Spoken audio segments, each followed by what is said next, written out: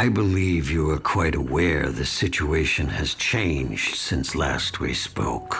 The truth is still the truth, and a bargain is still a bargain. And Mayor Cermak is now deceased. Yes. What does that have to do with our contract? I do not recall signing a contract with you, Mr. Heller. We had a verbal agreement. I'm sure my uncle here will attest to that. Nathan, please. You're being most rude. But Dawes reacted just as I knew he would. Lewis, as a family man, I quite understand your position. As for you, young Mr. Heller, you should not have spoken to the papers of this. It was a breach of confidence. Nothing was said of our arrangement being a confidential one. Besides which, I was in fact discreet. How so? I didn't tell the reporters why I was offered the job at the fair. Void our deal, sir, and I'm going to be put into an embarrassing light. I will have to inform the press of your involvement. This reeks of blackmail, young man. It reeks of business. Our arrangement is binding in my view, and if you feel differently, I'll be noisy about it. Nathan. I'm not a big wheel like you, General, but us little wheels can get good and goddamn squeaky when we don't get our grease. My secretary will have contracts ready for you to sign this afternoon at 4. Please return and sign them. Good afternoon, gentlemen.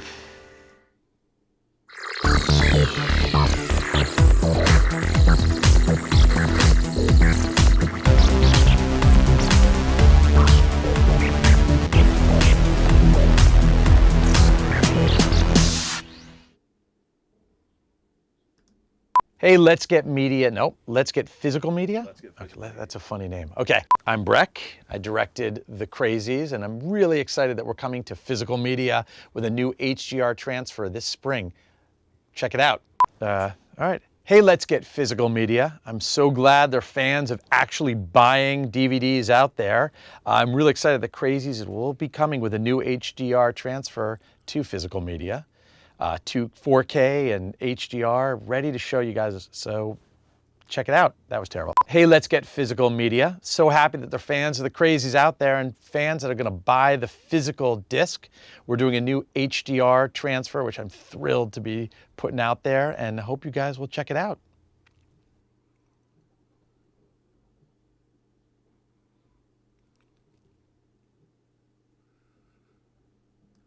Greetings! I'm your Pharaoh of Physical Media. That's right, Robert Meyer Burnett.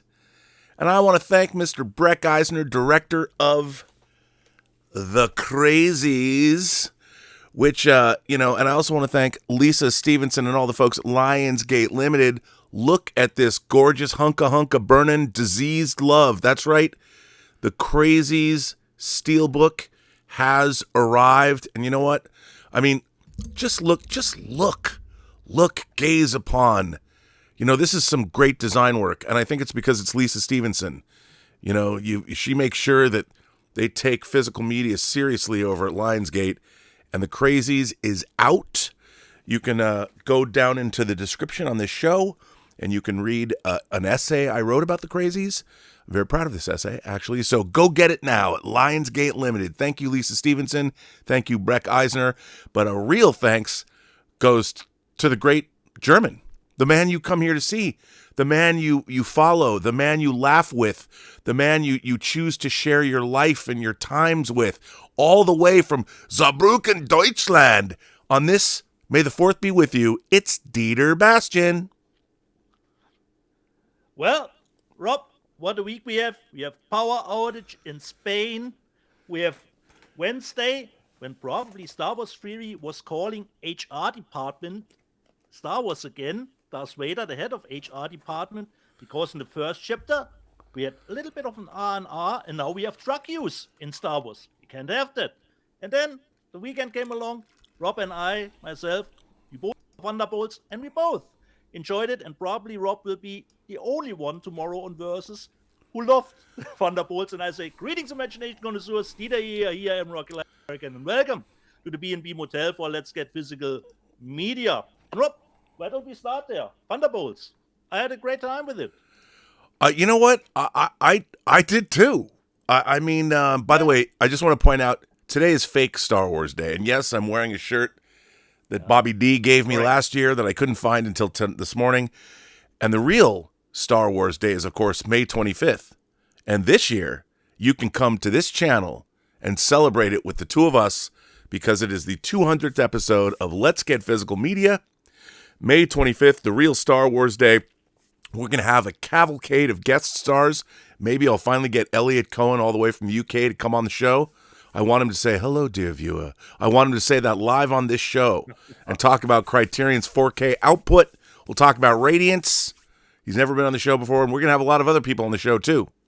So you be here for the real Star Wars Day. And, yeah. But there is drug use in Star Wars, because we saw in Attack of the Clones, buy some death sticks. You don't need to buy death sticks. There's all this. What is this clutching at pearls? Like, do you think that on a city like Coruscant, there's nothing bad? What do you think the spice that Han Solo was smuggling that he had to dump at the first sign of an Imperial cruiser?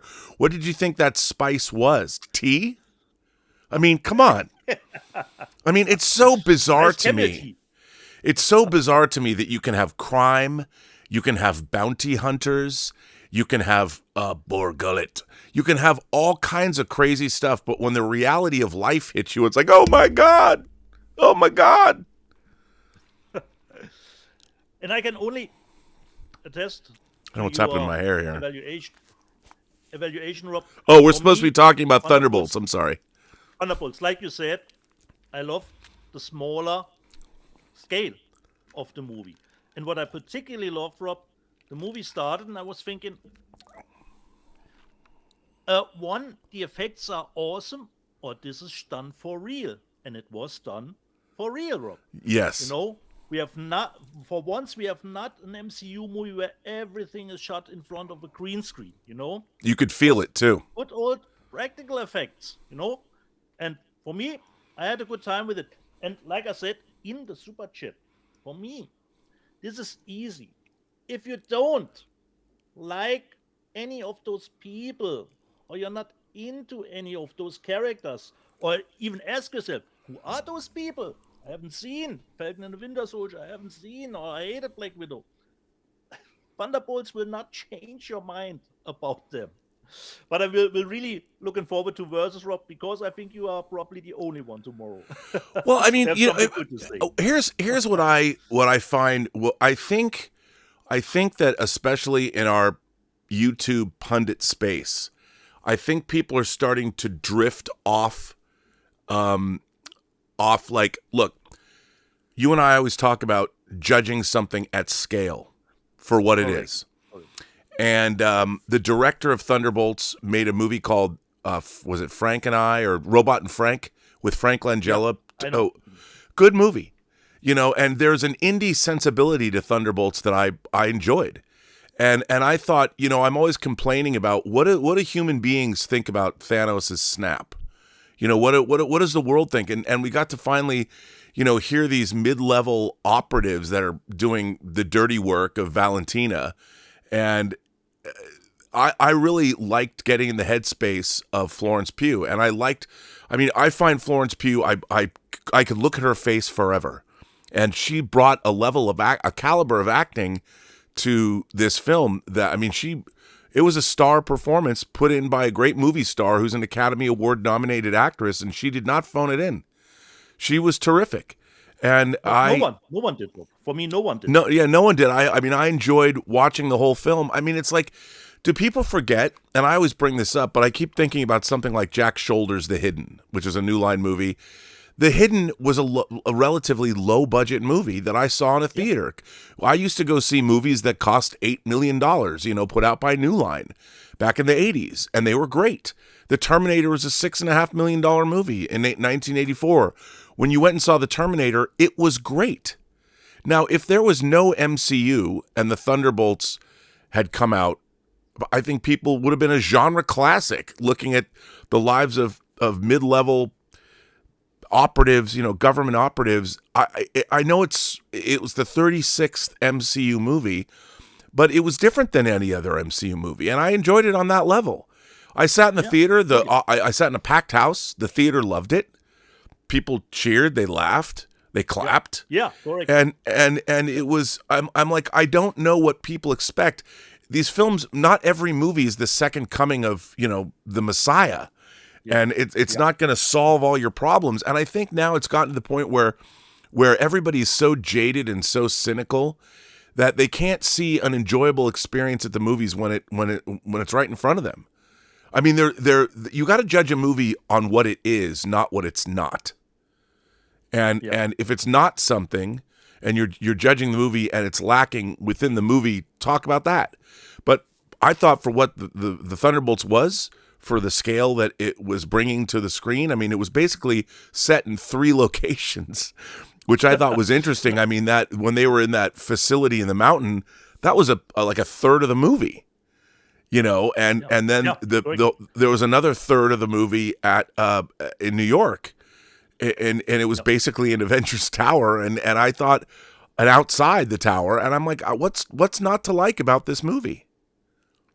And I love that it wasn't just a CGI spectacle at the end. No. Which we always getting, It was something different, of a different approach. And my theater had a good time with it too, Rob. So the question is, Rob, how do we have a Thunderstruck with Thunderbolts? Well, look at you with the music reference. I love it. Okay, here. How did it do, Rob? Here we're at. Thunderbolts made $162 million globally. Which I'll just coming in a touch lower than where we saw it headed yesterday. Marvel Studios' Disney's Thunderbolts opened to $162.1 million globally, including $86.1 million from the global box office. The worldwide bow is within the pre-weekend projected opening range. It launched at number one non-local in nearly all major markets, as well as smaller markets. The international debut is estimated to be 45% ahead of Shang-Chi, 13% ahead of Ant-Man, and 7% over Guardians of the Galaxy in like-for-like markets at current rates, excluding China. The film played best in Latin America and smaller Asian markets, while Europe was a bit mixed. Although overall Saturday bumps didn't pan out as hoped, parts of Europe saw some of the biggest Friday and Saturday increases, which reflects the impact of changing weather. Similar to U.S., reviews and social sentiment internationally are generally strong, and Thunderbolts has runway before the next major wide opener. Before we dig into further detail, a note about the other top players. Warner Brothers' Legendary's A Minecraft Movie has made $873.4 million global after an international weekend of $26.6 million. The overseas total for Minecraft is $475.2 million. Also from Warner Brothers, Sinners had an impressive 27% hold in its third offshore frame. A lot of people have talked about how I don't understand why people have it out for Sinners, it's a wonderful experience in the movie theater, but having a 27% hold internationally, the international cum is $57 million. For the movie has now made $236.7 million worldwide. That's great for this movie, and people are still being, well, it hasn't broken even yet. Well, it's doing quite well, and its holds are great, and it's going to play for another couple of weeks. It has legs. It comes back to the IMAX screens. It's getting the IMAX screens that were reserved actually for Final Destination, I hear. Yeah. They reverted back to cinema. Which is why, by the way, Final Destination has been getting off-the-chart reviews. Perry Nemiroff, she reviewed it, and she said that it was incredible, and she's a huge fan of the franchise. So Perry's takes are usually pretty great. To Final Destination. Oh, dude, the clip they showed us at CinemaCon was off the chain. The chain. And so I cannot wait. That movie, and by the way, another Warner Brothers movie. Warner Brothers bringing a moribund franchise back in grand fashion. They're going to have Minecraft, Sinners, and Final Destination in a row. And Minecraft's going to pass $1 billion. Sinners is probably going to earn out. It could earn $400 million when all is said and done. And I mean, $400 million, and I bet Final Destination. I mean, they're having a pretty good couple of months over at the House of the Bros. Let me tell you, not bad. Yeah. So good on everybody. And we will see with the Thunderbolts, especially next week with the second weekend, what the drop will be. Is there good word of mouth? Then we will get a clearer picture considering the box office. Yeah. And Rob, May is, of course, the birthday month. Not only for you, for me too. And tomorrow, actually, Rob, there is a little bit of a birthday too. Do you know what I'm referring to, Rob? Well, it's May 5th. Go back one year back. Only 1 year. May 5th last year. We were a little bit shepherds of Hope and Glory. Was that a year ago? Tomorrow is a year ago when we did a little bit of a push for Hope and Glory. I'm going and to they die are soon. really close to 3 million views, Rob. They're only missing, I think, 30K. Like you said, Apocalypse Now, measuring on scale of the movie, like you did, And what's great is if you love Hope and Glory, tomorrow they will release a making of at May 5th tomorrow. So if you are looking for how they did the movie, you can do that tomorrow. And the director, Eric von Schoor, had a bad conscience because he was at the film market and bought stuff, bootlegs, and he was not happy with that. And he said, "Oh, I give that trash to the deeds, man." And so he bought. I haven't opened it. Kill Bill, the whole bloody affair, which is of course not an official release. And this is somehow not an official release of. Is that the Fly in 4K? Movies. Is that the Fly in 4K? No. Oh. No. Those are, as I know, Rob, not official releases. And his conscience was a little bit worrisome and said, "Oh, I give them to the trash bender." I got the whole bloody affair from the tuna train. This probably not, Rob. I don't think. No, but I mean, mine did. Yeah. So this is probably something they put together, in the backyard. But tomorrow, Hope and Glory for everyone who loves it. There's a making of coming out tomorrow, and we are really close to 3 million views. Who would have thought, Rob? Who would have thought? Bruh, who would have thought? Unbelievable. Yeah. Unbelievable. So, Rob, or just what have I seen, Rob? Besides the Thunderbolts, I watched with Kevin Bacon, finally, The Bondsman. Oh, and what'd you think? Great show. Had a good time. 8 out of 10, easily. But I will hope we get a second season because they left a lot of stuff hanging. So I hope Amazon will say, okay, it was good enough to get a second season. Had a great time. He plays a bounty hunter, but a dead bounty hunter. And he hunts demons for the men downstairs, Sounds really, like my Saturday nights. Good time. Let me just check if there was something else. No, this was the stuff. Oh, okay. And like you, of course, I watched Andor chapter 2, episode. You like it? 4 to 6. Had a good time with it, but my criticism still stands. Why is the show even called Andor when he's, for me, the least interesting character of all of them?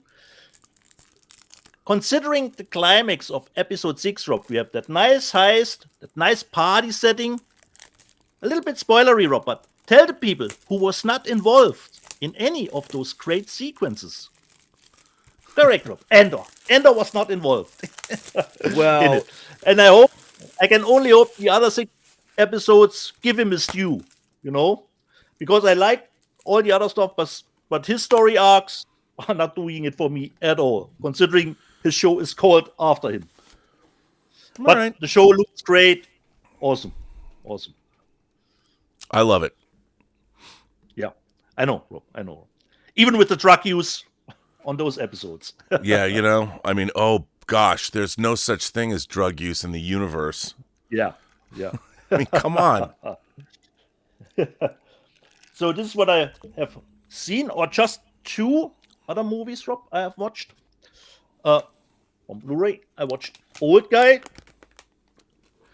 Like we say here in Germany, Rob, weder Fleisch noch Fisch. It's not meat, it's not fish.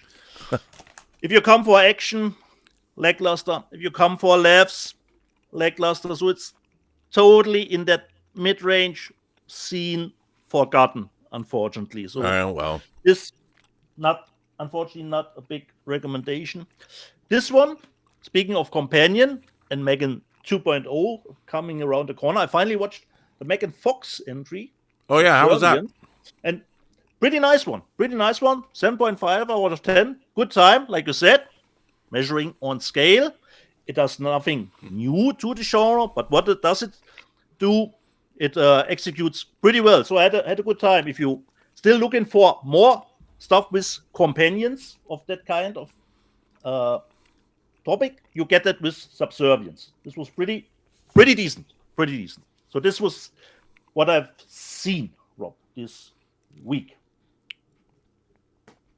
Nice. So should we go immediately into stuff that we have bought, that we purchased?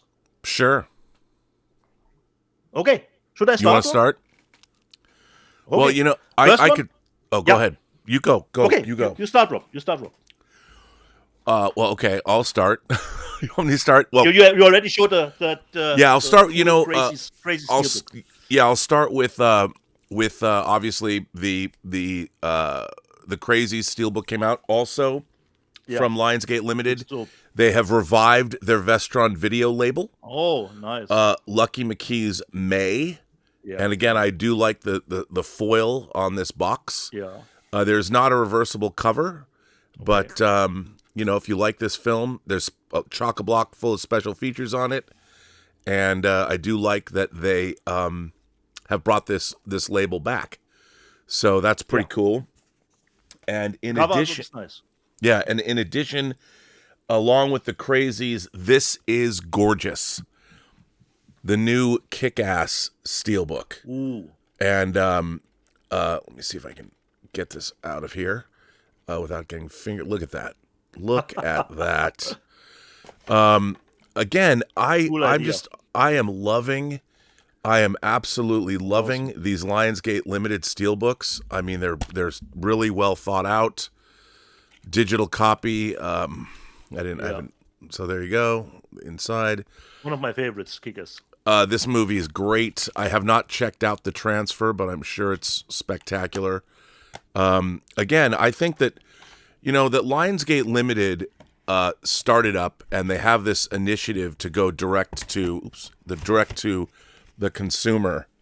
I think it's fantastic, and you know, if you're going to Especially call with those two signs of the steelbooks, Rob.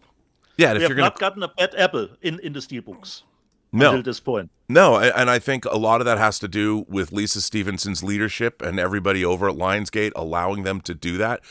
The Basic Instinct, you know, some people might complain about the color timing. They had no control over that, but that is chock-a-block full of special features. They brought back the Laserdisc special features that hadn't been seen in over 30 years.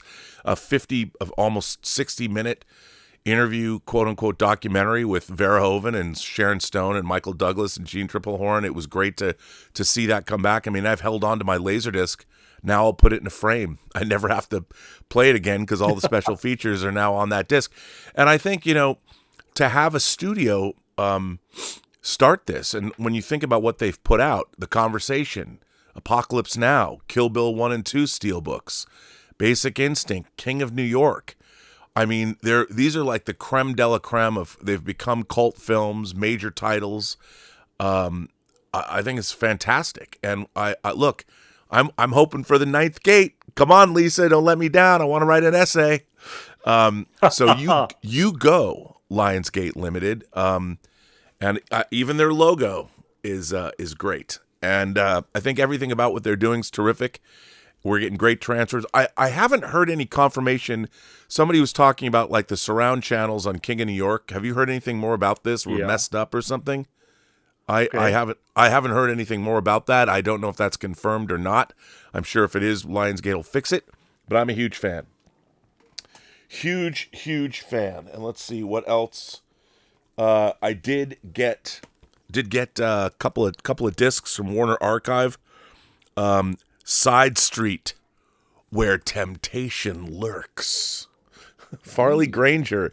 I got to tell you, again, like with Lionsgate Limited, Warner Archive, George Feltenstein and the folks at Warner Archive are killing it. And, you know, they're giving us a nice mix of classic cinema. Like, I've never seen this. But again, there's always special features.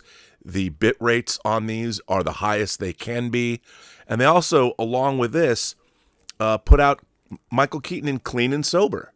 So they're going back into the catalog titles, and Warner Brothers would never release a catalog title like Clean and Sober regularly. The only way we're going to get it is from Warner Archive. And again, I really liked this movie when I saw it. I thought it was pretty great. And so to have this is great. And Warner Archive, as long as, this is so great. Young, in love, and up to their necks in classic film noir danger. Haha. What's not to love? And, the special features, there's commentary. Richard Schickel does commentary on this. There's a featurette. Okay. There's MGM cartoon classics. And, what's not to love? And you've got two different studios, both serving us, the physical media collector, the consumer, and presenting their films in the highest possible bit rates in the best possible ways. So that is very exciting. So that would be my first haul. Okay. Warner Archive and Lionsgate Limited. Nice. So pretty good. On my end, Rob, I wanted to give at first a shout out because through Let's Get Physical Media, I know I had some more contacts in my smartphone than I used to. And one of my closest contacts, considering where he lives, because he was surprised, he watched the show and then he heard, that little town that you sometimes mention, and he was thinking, wait, what? Saarbrücken, Deutschland. And correct. And he is living not far from me, and it's from Alexander. He had a double purchase, and he said, Peter, do you want that title? And I said, yes, certainly. So he got me Orgasmo from 88. Of course he Films, gave you an Italian Orgasmo. So we have versatile cover artwork underneath. And let me just check inside. So this is the total cat in the bag for me. And it comes with a booklet for the movie. The satirical class back. So Orgasmo. So Alexander, thank you for this one. And you can easily purchase more titles in double form than you can always have. Can give one away. Where do I go from here? Okay, this one. I don't know if you have shown it, Rob. I don't think so. But probably easily in the news section from the late Chineka. Oh, yeah, that's such a great movie. Night Moves. So a little bit. Criterion put that out. Yeah, correct. So we have the 4K and the Blu-ray. Let me just see if the Blu-ray is special edition features. But the Blu-ray has the movie on it too. Grew too tall, And could comes use a with few pounds. The, I used her, she used me, but neither one cared. I love the Working on Hold the out night booklets. moves. that Criterion puts in there. So, booklet, Night Moves with Sheen. Heck, When I was a kid, but I haven't seen it, so I can't tell you anything about when I was a kid, transfer. Yeah. there's a song called Night Moves that Bob Seger wrote. Okay. I used to sing that song all the time when I was a little kid. Well, I wasn't a little kid, but But it's not featured in the movie, I would assume. no. Okay. Little too tall, could use a few pounds. As a Tight pants, as a fan pants. of Hardly as a fan of the Yellow Jackets, I'm really looking forward to this one because one of the younger girls, Sophie Nilis, plays the main part in it.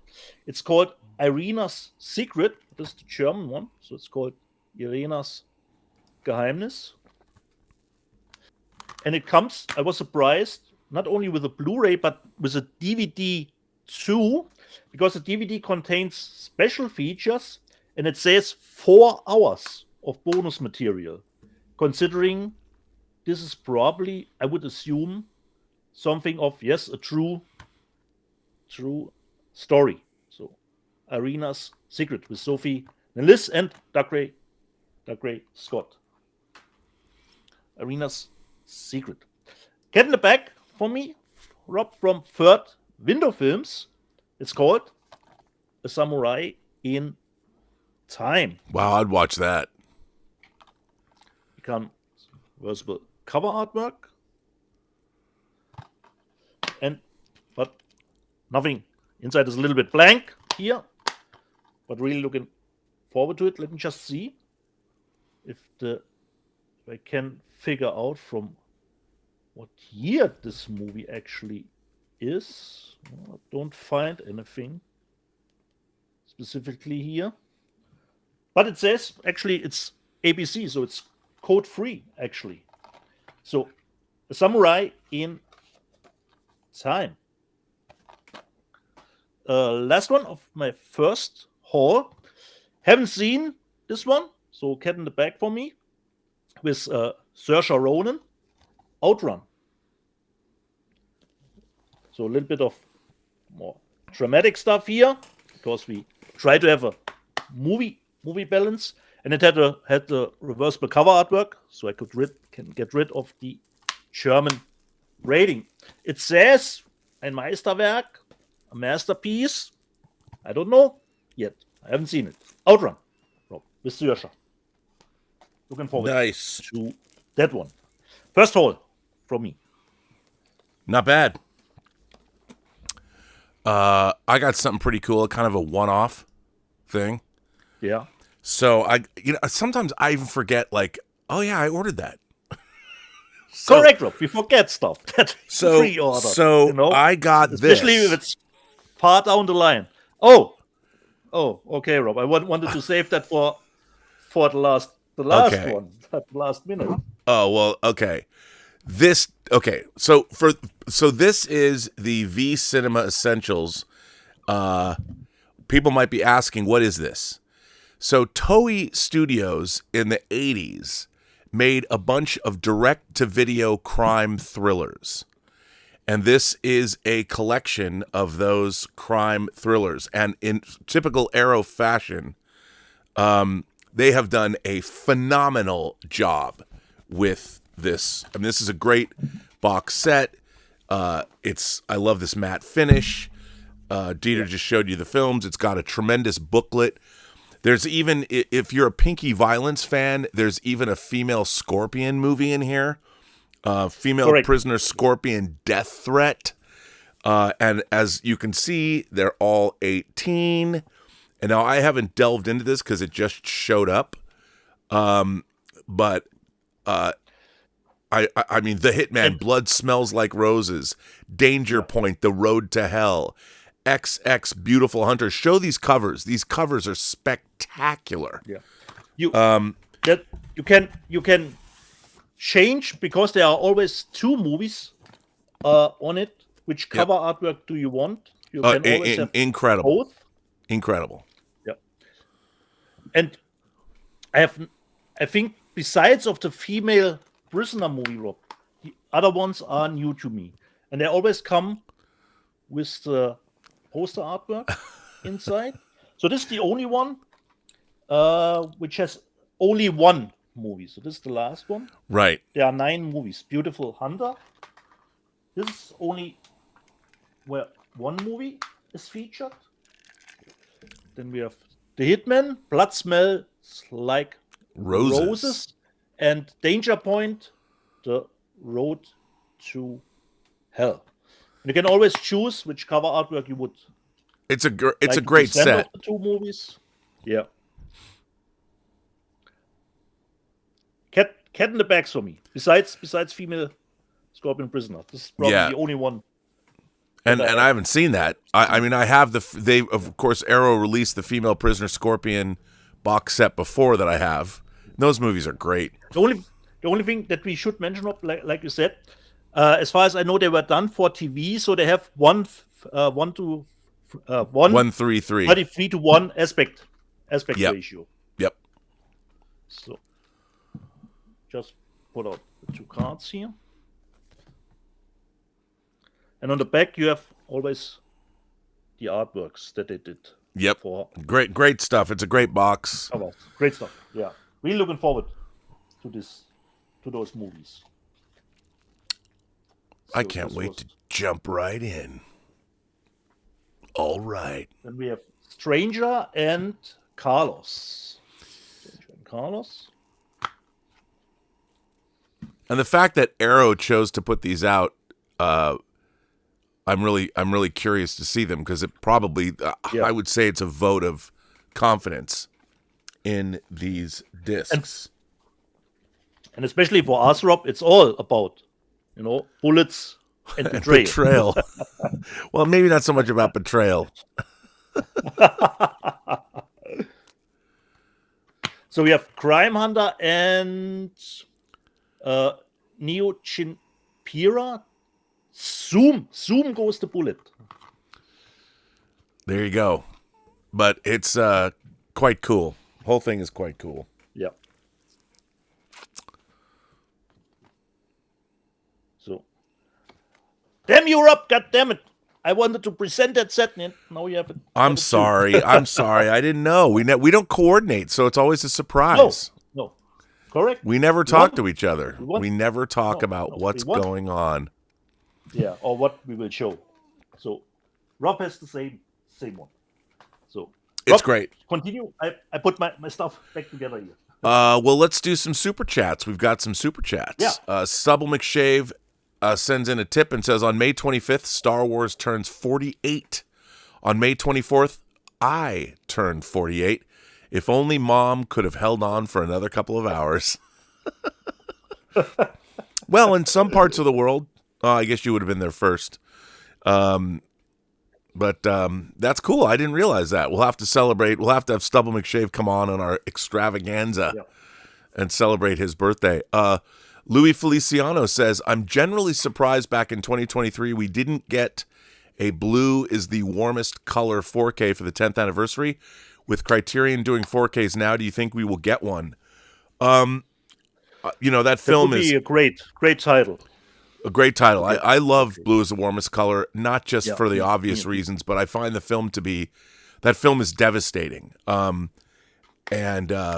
remember seeing it for the first time because everyone was talking about the sex scenes in it, but I was knocked out by the film itself. I mean, it was so sad and so emotional. I really loved it. Louis Feliciano says, Blue is the Warmest Color is my favorite comic book movie of all time. People forget that. It is one of the, just like Road to Perdition, Max Allan Collins' Road to Perdition, based on a graphic novel. Blue is the Warmest Color was also based on a graphic novel. And it is one of the great comic adaptations of all time. So, yes, indeed. Paul Allen Bernardo, Paul's here. He says, Robin Dieter, live chat suffered a minor stroke. Oh, wait. Suffered a minor stroke yesterday morning. MRI tests are negative, leaving the hospital today. I still have to write, produce, and direct movies. Keep moving forward. Wow, Paul, I'm really sorry to hear that. That's I'm glad you're getting out. That's scary. That's always- Stay healthy, man. Yeah. We need you. We need you. We're stronger with you than without you. That's what Kirk said to Commodore Correct. Decker before he slammed his shuttlecraft into the Doomsday Machine. I know you're not going to do that, but hey, it's true. So stay safe. Keep us apprised of apprised of the situation. Because I have something to send to you, but I will get to that later, Paul. 200 Watt Studio says, I put Thunderbolts under Shang-Chi. I just didn't care about any of the characters in Thunderbolts, unfortunately. I did for Shang-Chi. Yeah. Fair enough. I mean, I kind of like the characters already. Like I said. Yeah. I mean, but I liked it. Not into those characters. This will not do it for you. Castle Grayskull says, happy birthday, Rob Dietz and Paul. Her prayers are with Paul. Loves and kisses from Castle Grayskull. 200 Watch Studio says, Dieter, you should watch Book of Boba Fett. Yeah. It was Andor before Andor with the main character not in his own show. But Andor, don't watch Book of Boba Fett. That was hard. Yeah. Hard. Ooh. Kamei Egan. Is it Kamei? Kamei or Cammy? Kamei? Okay. Kamei, I think. I love all of your finds, and a lot of them make me want to watch some obscure titles, foreign films, etc. I'm curious how each of you have your films cataloged. Ooh, the ever-present question. How do you do it, Dietz? Correct. How do you do it, it's Dieter? a combination. It's a combination of a total mess, and like you said, Rob, I started with alphabetically. It's like you said, it's the only way. Only way to do it. My collection is split into 4K and everything else. So it used to be all integrated, but as I started to get more 4K titles, I moved 4K. So 4K has its own shelves. But my titles 3D, are 3D too, Rob. 3D titles too. 3D titles are in with the regular Okay. Movies. Everything is strictly alphabetized. I look at everybody else and they've got the different companies all together, and they've got correct. Yeah. my whole thing. And a lot of people put all their Criterion titles together, and I understand that it looks cool on a shelf. Correct. But for me, If they always do the spine correct, Rob. well, that's Because we always know as a collector, sometimes you have the studio above, then they do it below. The title is upside down. Written. We all know that. and European titles, they do it. They reverse things, and foreign titles, but mine strictly are alphabetized. So the beginning, if it's a number, the numbers come first. Like the ends, 1900, 9.5 weeks. They come first. So numbers are first, and then you go into letters, and you don't use the. So it's the whatever. It's the next word. And so I don't alphabetize anything under the for or a. So like a simple favor would be simple favor. So that's how everything is alphabetized. Now, I'll ask you a question. When you're alphabetizing something, and you have a box set of, say, Hitchcock movies, where do you put them? Do you put them under Hitchcock's last name? Because I do. For me, it's always the last name. So, it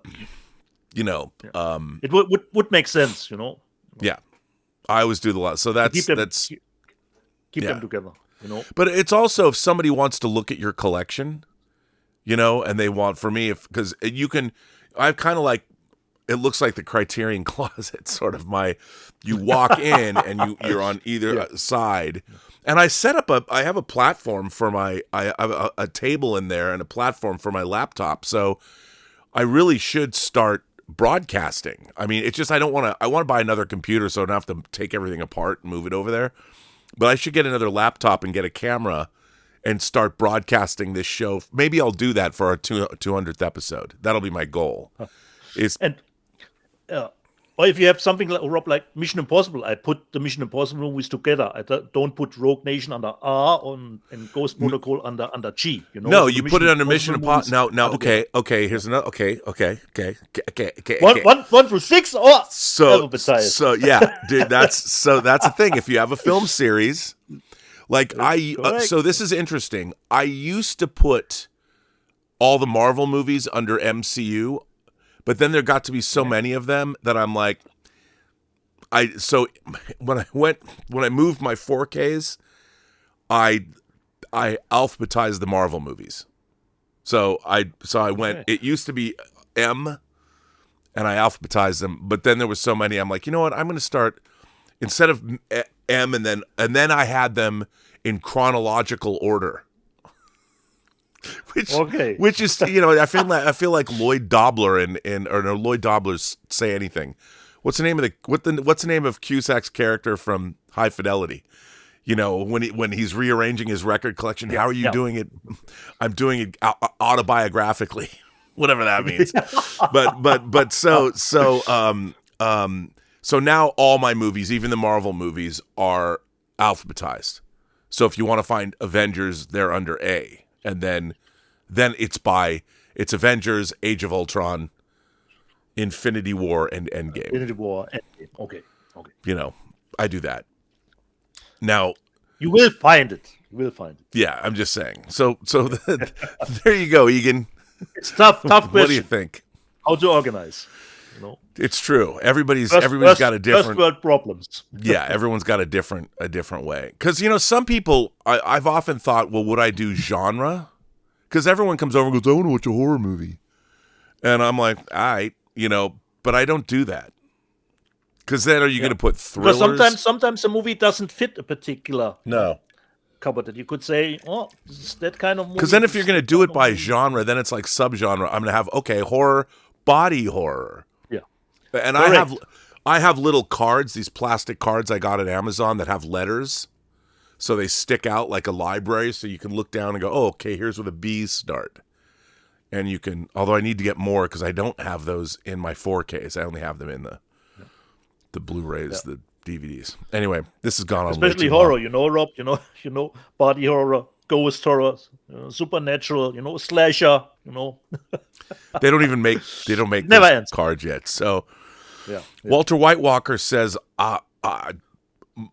Mog der vor my mit der Scene. Möge die Macht mit dir sein? If I It's MOGE. I look if I find the super chat, Rob. If I can go. Möge der 4. Mai, May the Force be with you in German, Rob. Oh. Möge der 4. Mai mit dir sein. Wow. That's how it sounds in German. Correct. Walter White Walker says, spill it, Rob. When is the Manny Bothan's origin story episode, or should we calibrate our enthusiasm? That might have been one of the great catchphrases, calibrate your enthusiasm. I forgot that line in Endor, Rob. If you want to know, considering the tempo of Endor, calibrate your enthusiasm. Calibrate That your was enthusiasm. A great line. I love That's one of that was. There's so many good lines in the show, but calibrate your enthusiasm is one of the great ones. I totally forgot that. I wanted to bring that up.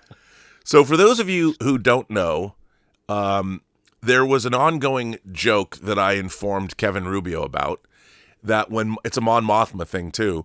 In Return of the Jedi, it is generally considered that when Mon Mothma is talking about how they got the plans to the Death Star 2, she says in Return of the Jedi, many Bothans died to bring us this information. And we posited, what if she's talking about her lover? It's not many Bothans, like Bothans are an alien race that we don't know. She actually says Manny Bothans, like Manuel Bothans. Okay.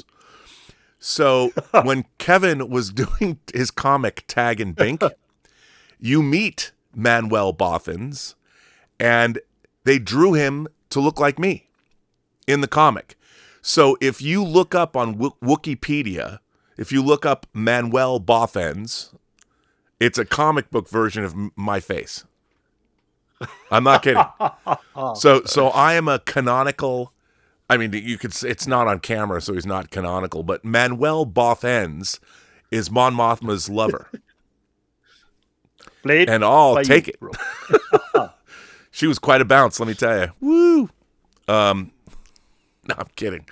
I shouldn't say the things I say on this show. Just quick, Rob.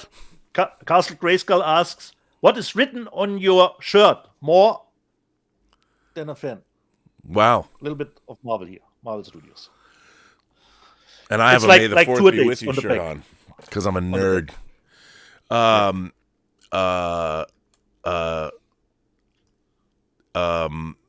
Okay, we're at. By the way, Walter White Walker, I don't know when the origin story's coming, and I don't know of the story of when Mon Mothma met Manuel Bothans, but that will Manny Bothans. I don't know. You got to ask Kevin Rubio. Blue Rock 1701 says, Rob, I highly recommend Devil Doll on Vinegar Syndrome. Ventriloquism, possession, gratuitous nudity, Yvonne Romaine, prime 60s drive-in cinema. Well, I'll tell you something. If it's anything like Devil Fetus, I must get it.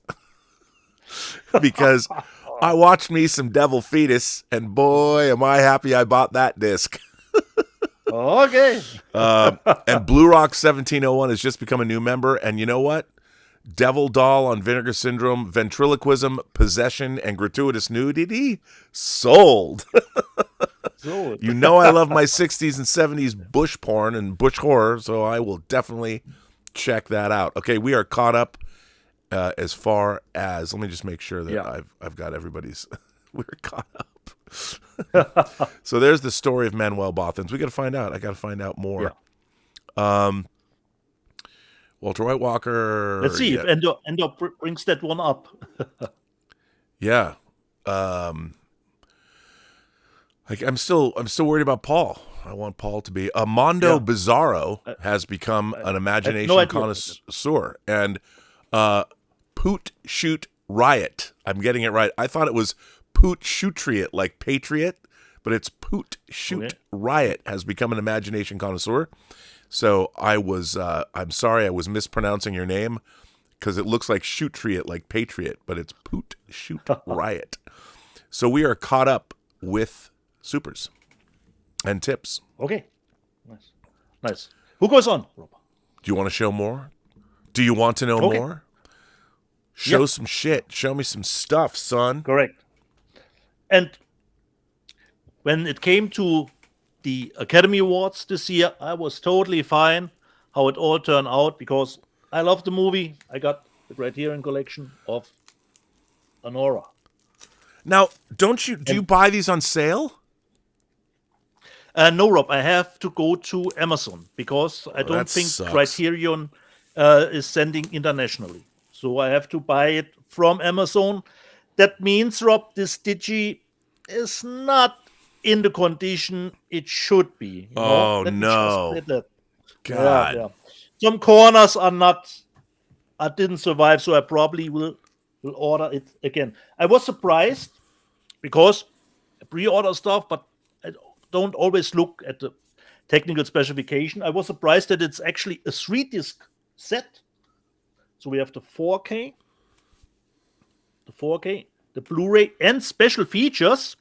The special features contains an hour, I would say, like B-roll footage, but nicely put together as a documentary without any big commentary, but it's great behind-the-scenes stuff, how they did the movie. And what I love is the back of the dinghy when they're walking along the cyclone here. We get a nice booklet with it. No, this will be on the cover of German Media Book. And we have 2 audio commentaries, Rob. One with the cast and one that Sean did with the cinematographer. So we get 2 audio commentaries. So this is really a set worth getting. Yeah, it's such a great movie. I loved it. Yeah. So not only cool movie, but considering the cover artwork, this was a must-have. And I think it's at the moment at a good price available, at least for me at Amazon, for I think 31. Yeah, I haven't totally picked up. There's like 20 Criterion 4Ks that I need to buy, but I've now waited. I mean, I did get the Thief 4K because I couldn't wait, but I can't wait I think their next sale's either in July or I know there's 2 more for the year, I think. Yeah. So and of course, hats off to Mikey to say, Star Wars, don't need that kind of social media pressure in my life. Not when I've just won the Academy Award. Yeah, exactly. And if someone becomes a star, it's always nice to see that companies go back into the back catalog of those actors to find movies that I wasn't aware of, and I bought it, so it's a cat in the bag for me with Mikey Madison, an older one. And of course, it says on the front drop with Oscar. Of course. Oscar winner, Mikey Madison. All Souls. All Souls. Undercover with nowhere to run. Yeah. But I have no idea if it's a good one. But it is with Mike. It's only 81 minutes long. The one. All Souls with Mikey Madison 2. The next one, Rob, you showed in the news section from Welgo USA, but I bought the 4K. Not seen it yet, Rob. can't tell you anything about Haben from Elgo USA. So nothing There you go. fancy to it. But this is only the 4K. I used to Velgo USA do normally double sets, but it seems they have switched now to buy the 4K or the Blu-ray. So Haben, cat in the backdrop, don't even know what it is all about. The next one, I had quite a great time with this one. So the 4K was actually a must. Let me just see. From Scream, Shout Factory. Oh, wow. Yeah. With I like that movie. That was fun. Me too. So we have discs, have nice artwork too. So 4K and Blu-ray. Let me just see if there is new. Yeah, we have new special features, audio commentary, interviews, and so there is definitely new special features on there. And it comes with Dolby Atmos track. The Hunt. This one, Rob, I think you showed last week or 2 weeks ago. I'm just missing the first one. This is the more recent one.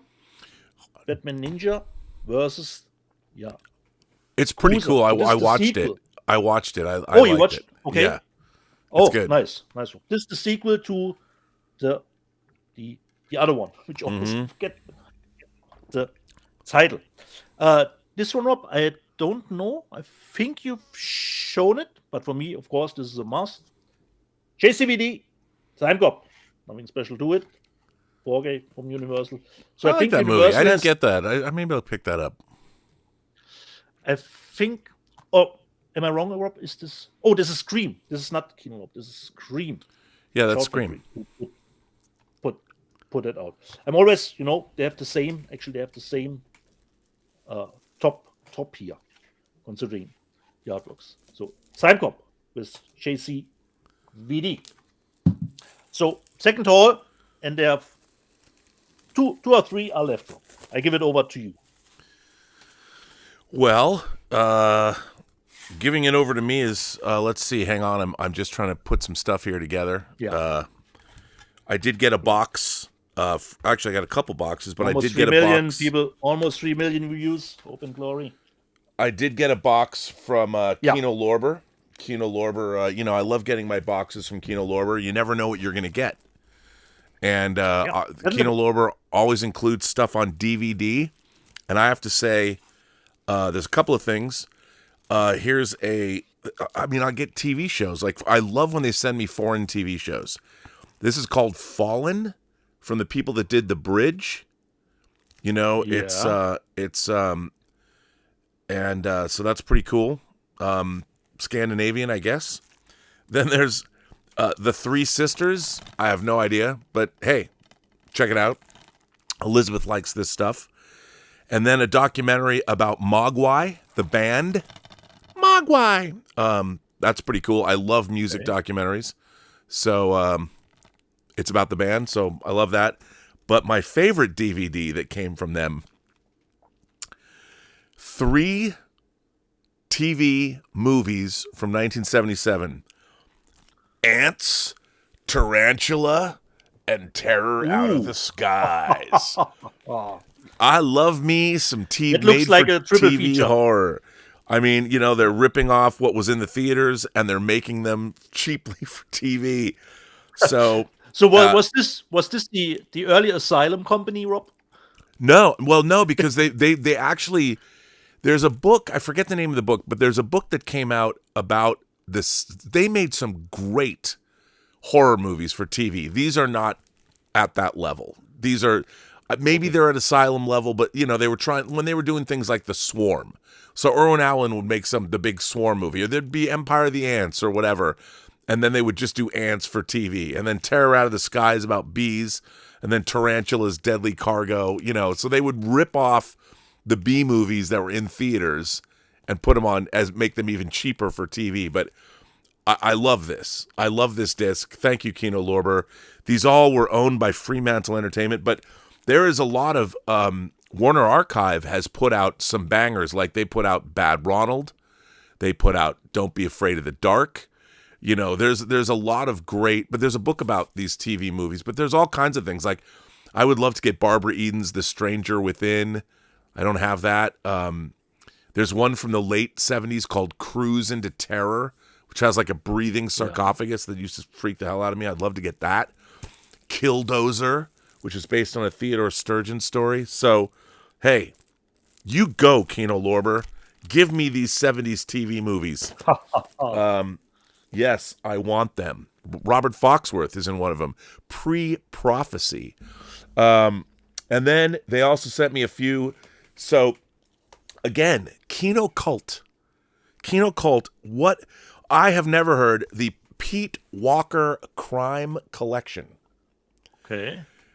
It's a 2-disc set in color. The movies Cool It Carol, Die Screaming, Marianne Moon, and The Big Switch. I know nothing about these movies. Let's see if it has a reversible cover.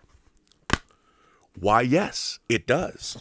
Yeah, awesome. So we all love that, and oh my god. Okay.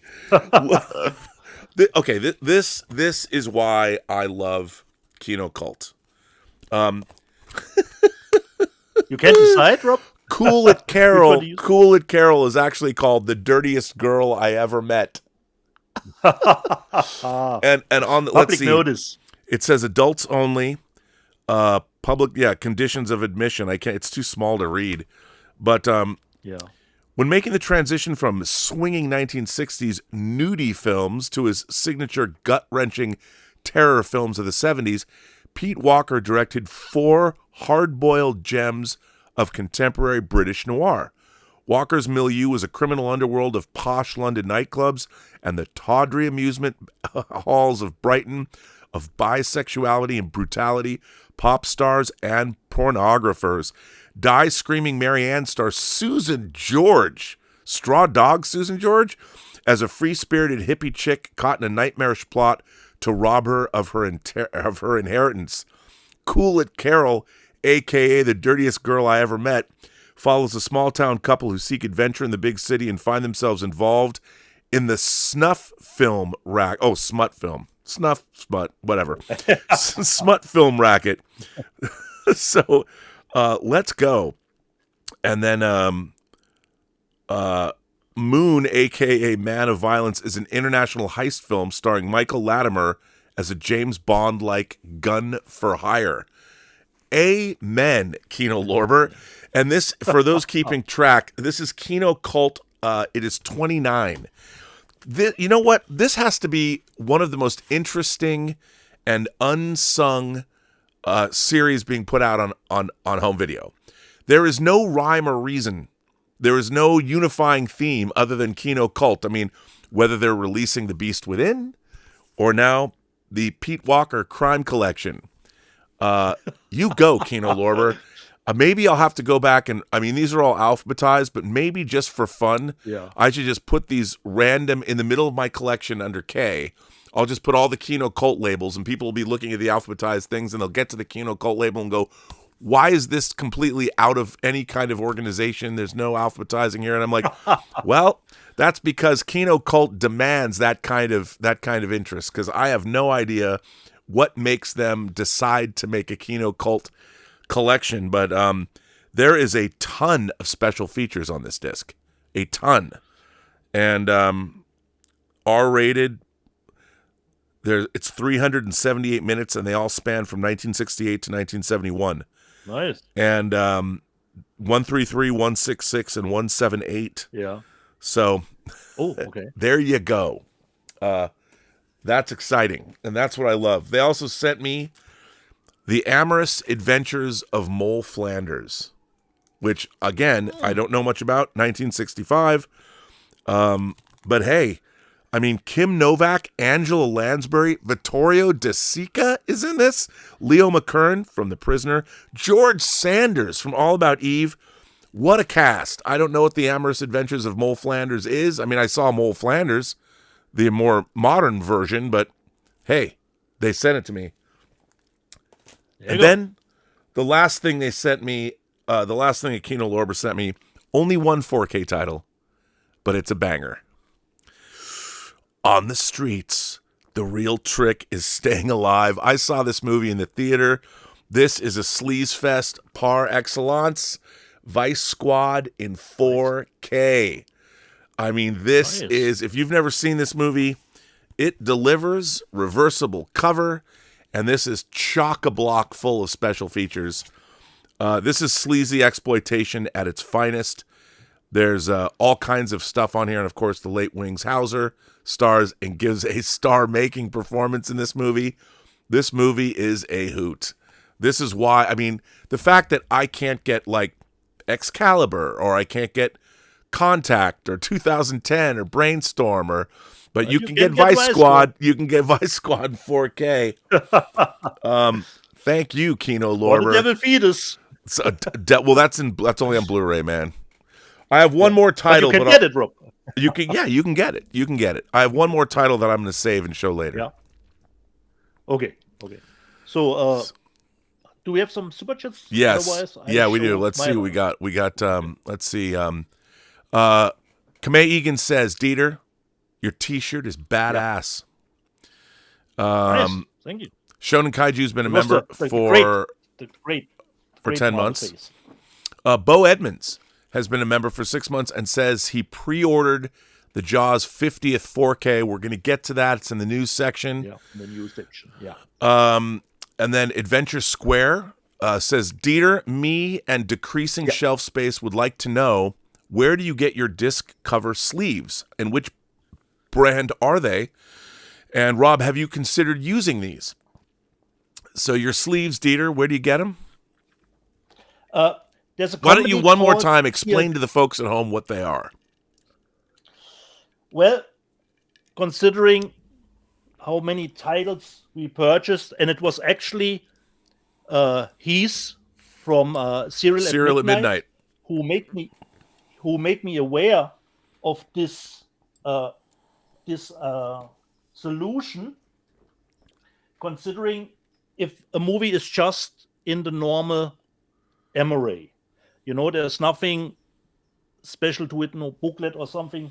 He made me aware of these kind of sleeves, and they are totally thin. You put the cover out, you fold them here, so you get what is normally the spine is then here. But I don't only purchase the outer sleeve. I purchased those kind of sleeves too so that good for you, because that's the kind of guys we are. More protected. And then instead, especially if you have, let's see, do I have some title here? If you have an MRA that is that kind of thickness against that kind of sleeve, you can see how many you can actually get together instead of just one. And the height is a little bit less too. So I started this, and of course, it's not that I do something for a Nora, a Digipack. It's just for MRAs, where you just have the disc in it, nothing else, and it comes a little bit, perhaps, of the importance. For me, this is totally fine for subservience to have that movie just in that kind of. And you could store those in drawers if you want. You could put them in a drawer where you could rifle, you could thumb through them. Correct. And Adventure Square, since I think you follow me on Instagram, I will send you the link to the shop where you can get it. They always come, I think, in 100. Just try them out. I totally like them. They have a nice, like, grainy structure, more like a movie structure to it. And I love them. But are you telling us that even your clear plastic sleeves have great grain patterns in them? Yeah, Rob, they have a little bit. I don't know if I can. Yeah, you can see it. Can make it visible. Yeah. They have a little bit of a grainy structure. That's hilarious. You get, the movie grainy, a little bit more grainy, or something like I said, Old Guy was such a mid-tier movie. This is totally fine. Or other would say, why even buy Old Guy? Trade it in, dude. Trade it in. Yeah. So Adventure Square, I will send you the links via Instagram. Try them out if you like them. For me, they are not completely a lifesaver, but they have at least compacted some of my collection to a more decent amount. So are you done showing your weeks? No, Rob, I have 2 more to show. But are we done with the super chats? Are we caught up? Let's see. No. Because we were super chats. Shonen Kaiju says, I to forgot to mention that I got Legend of the Eight Samurai on 4K in February. The cover is gorgeous. Godzilla vs. Biollante 4K is amazing also. I need to get both of those, actually. Godzilla vs. Biollante, which I've seen. It's incredible. Vegas RoboCop has been a member of this channel for 49 months. Ooh, nice. Better alive, you're coming with me to a casino. So let's hear it for Vegas RoboCop. Thank you for that. We are caught up on the super chats. Okay. So you have So two I have more. only two titles left to show, and actually it's tied to our friend Paul because he made the contact for us with Cynthia, and I showed this movie because I purchased it already, but the cover was totally a shit show. So I bought the media book that came out now for Night Vision, which looks a little bit way better than the actual oldest, which looked like had this cover artwork. So now, Nice. and since the movie was pretty decent, and this was the one. Is that Fred Williamson? Yeah, correct, Rob. Correct. I love Fred Williamson. Correct. So we have text part. So we have a little bit in the middle, and Paul wanted to have that media book for Night Vision 2, which I have here, Paul. So you have to keep up, Paul. I will send this one to you. And the other one, since Cynthia makes her own rules, or as it says here, Rob, sie hat ihre eigenen Gesetze. She has her own laws in Beyond Justice. So, little media book here. Comes with a Blu-ray and a DVD. Nice. So, this is made not originally signed by her, but it made look like it. There was one in the front here, which I totally loved. So, Beyond Justice, 2 Cynthia titles, Rob. That was my haul of this week. And Paul, I will get this one out to you. Night Vision. That was my haul, Rob.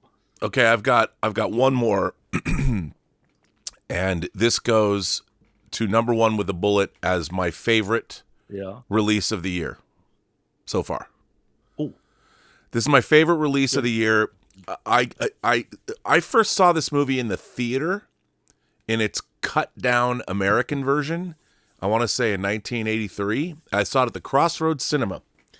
I have bought, when home video first came out in the early 80s, trying to get this movie was incredibly difficult.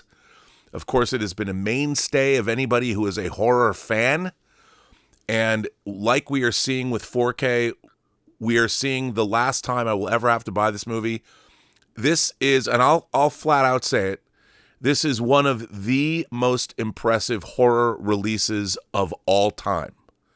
Now, how you feel about this movie, I'm sure if you haven't seen it, you should see it, but it's one of the premier films of the genre. It is Italian horror. You probably figured out what it is by now if you know it's coming out. I was sort of late in getting it, but this is put out by Grindhouse Releasing, a company that Sylvester Stallone's son, who passed away, started this company, Grindhouse Releasing. I still have my Cannibal Ferox Laserdisc they put out. And Bob Murawski, who is Sam Raimi's editor, they started this company together. This is, of course, Lucio Fulci's The Beyond. nice. This disc is, first of all, it's got a chunky box, really well done. There is 6 discs in here, 6 discs, And it I is didn't know so. that was already out. Did you get it before the street date from the company? I don't know. They send sent it to me. They sent it to me directly. This I can't talk enough about how much care was put into this. Now, first of all, you take out the discs, and here's the Book of Ebon. And the way that they've done this, I mean, some people don't like the discs, but in these sleeves, but I like that way, Rob. I do too. I liked it. And they come out really easily. They're not hard to get out, but there's all these different versions of the film. There's even a composer's version of the movie. Yeah, I read about it. And all the artwork and stuff and the way that this is set up, it's so gorgeous. It's so amazing. I mean, no stone. There's the 7 Doors of Death version if you want to see that. It's a heavily edited. It's completely I mean, the movie's hard to understand what's going on in it, but 7 Doors of Death was just incomprehensible. But this is such an amazing, and all the artwork they've taken, the newspaper clippings and everything they've done. First of all the other gobbledygook, how does the movie look? It looks insane. I own like 6 other versions of this. I had the DVD tin that Anchor Bay put out. Anchor Bay, probably. Yeah. You know, and I've owned this movie. I have other Arrow versions of this. But this is by far, I mean, the care and the curation that was put in here.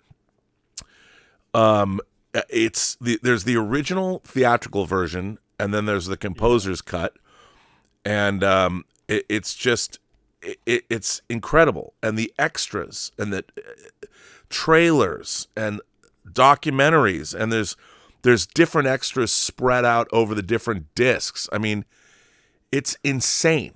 It's insane. And it rivals my favorite piece of physical media ever, which is, of course, Second Sight's Dawn of the Dead, their original box set. Yeah. But this rivals that.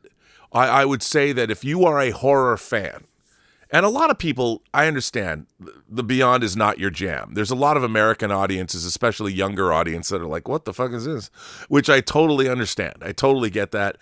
But for any horror aficionado, this is a must-buy. It's a must-own. It also comes with a great booklet on Fulci, and again, it's my favorite kind. It's mostly text, and it's really it's wonderful. It's absolutely. I can't. When you look at something like this, I think to myself. I don't think there's anything else there. I think to myself, film as an art form has meant so much to me throughout my life, and a movie like The Beyond, look, it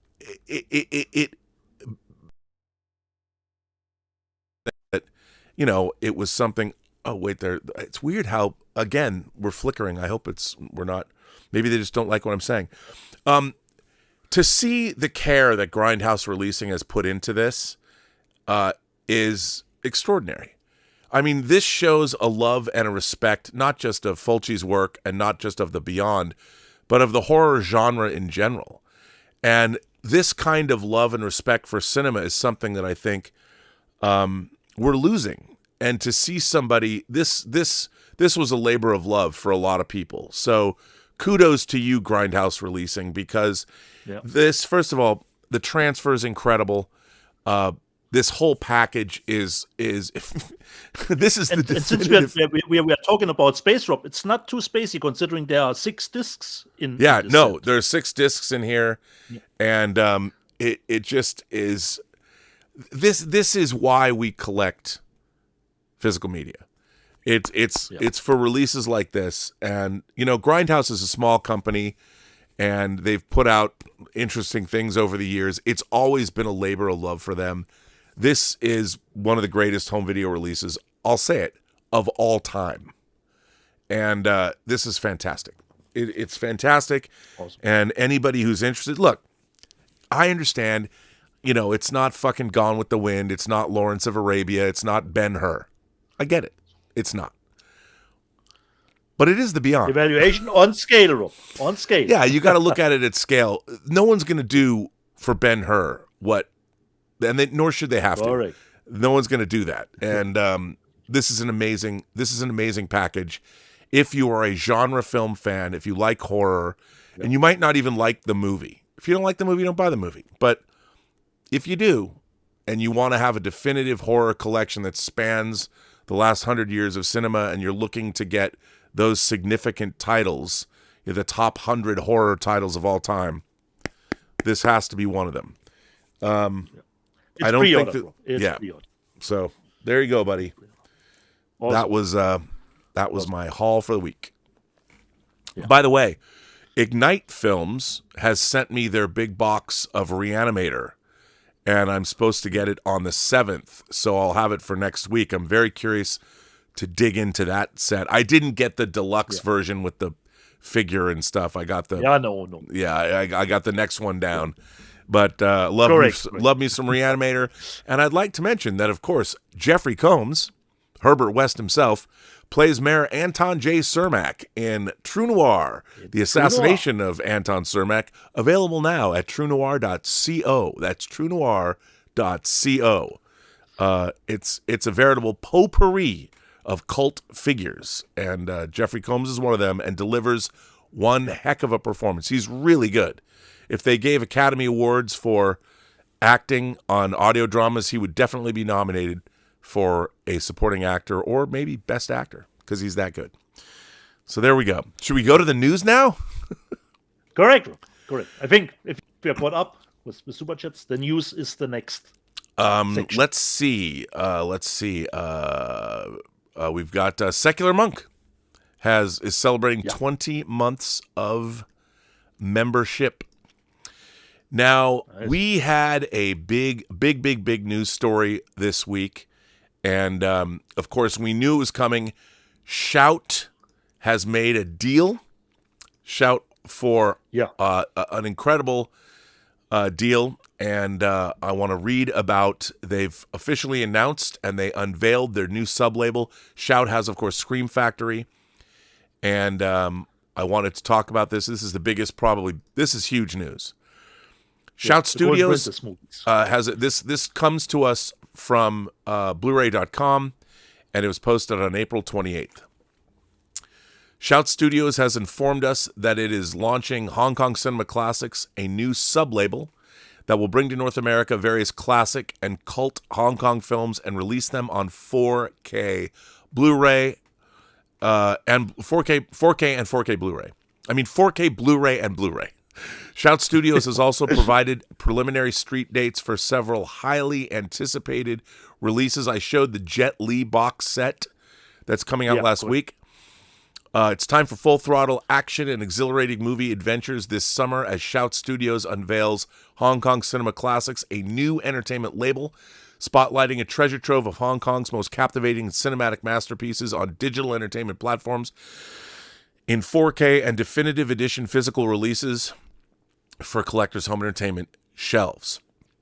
Hong Kong cinema in the 80s and 90s, renowned for its thrilling action choreography, distinctive visual style, and emotional storytelling, represents a remarkable era in cinematic history whose crime thrillers, martial arts classics, and action films in particular have left an indelible mark on Hollywood, profoundly influencing everything from Quentin Tarantino's movies to the iconic Matrix and John Wick franchises. Among these are many acclaimed and popular early works by renowned filmmakers John Woo, Ringo Lam, Sui Hark, Corey Yuen, Gordon Chan, Johnny To, and internationally renowned actors Jet Li, Michelle Yeoh, Chow Yun-fat, Tony Leung Chu-wai, Leslie Chung, and Tony Leung Kai-fai. Many of these highly sought-after movies from Shout, their Golden Princess library, and seminal Hong Kong classics have been dormant and out of print for decades. So here is what is coming out and by date. First of all, let me show you. Let me pull up a couple of covers here if I can find them. Here we go. Okay. Here is one. Look at this. Cover artwork. Ringo Lam's City on Fire. The Cinema Classics. So we're starting July 29th, 2025, the Jet Li Collection. Fist of Legend, Tai Chi Master, Fong Sai-yuk, and Fong Sai-yuk 2. Those movies are great. And The Bodyguard from Beijing. That's a box set. August 26th, Ringo Lam's City on Fire, which is, of course, the inspiration for Tarantino's Reservoir Dogs. And then, of course, one of the most celebrated Hong Kong movies of the time, Sweethearts, Peking Opera Blues. That will be coming out on September 23rd. And now, here we go. These are upcoming digital releases. Action fans and martial arts and movie enthusiasts will relish these definitive releases of Hong Kong cinema masterpieces available for digital download and on demand. Presented by Shout, the first titles to be made available digitally in 4K, and this is fucking huge. But it's only digital so far. June 24th, John Woo's Hard-Boiled. John Woo's Hard-Boiled is coming out June 24th. Also June 24th, digitally, Ringo Lam's City on Fire in 4K. These are all in 4K.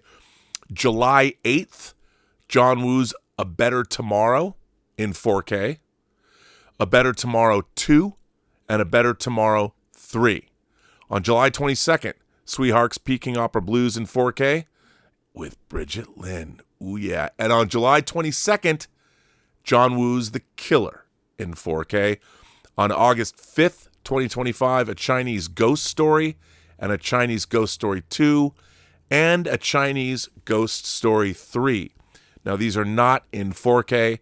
And then something I can't believe, on August 19th, if you haven't seen it, John Woo's Apocalypse Now, Bullet in the Head in 4K is coming out. These are digital. I'm sure they're going to be coming out on physical media as well. This is huge. Having the Golden Princess library is, I mean, look, if you're fans of this stuff, I mean, hey, I've got my Criterion Laserdiscs of Hard-Boiled and The Killer right over there. And to get these in 4K, I'm very curious because a lot of the elements for these films, there's different cuts of these movies. How at Hong Kong and with the elements, Rob, we have to say, calibrate your enthusiasm. Calibrate your enthusiasm. Enthusiasms. Yes, I mean, look, I'm totally excited about this. I'm totally excited about getting these John Woo titles in 4K. Again, Hard-Boiled. I saw Hard-Boiled in a theater with John Woo. John Woo was here, and in West LA, he showed up. It was very funny because, you know, it was the Hong Kong film explosion in the early 90s. A lot of people hadn't seen these movies, and people were trading videotapes of The Killer, you know, and when Hard-Boiled came out, I think it was Hard-Boiled's 92, I think. Yeah, I think you're right, Rob. I think and you're right. He came, and it was at the New Art Theater, which I used to live across the street from when I first moved to LA.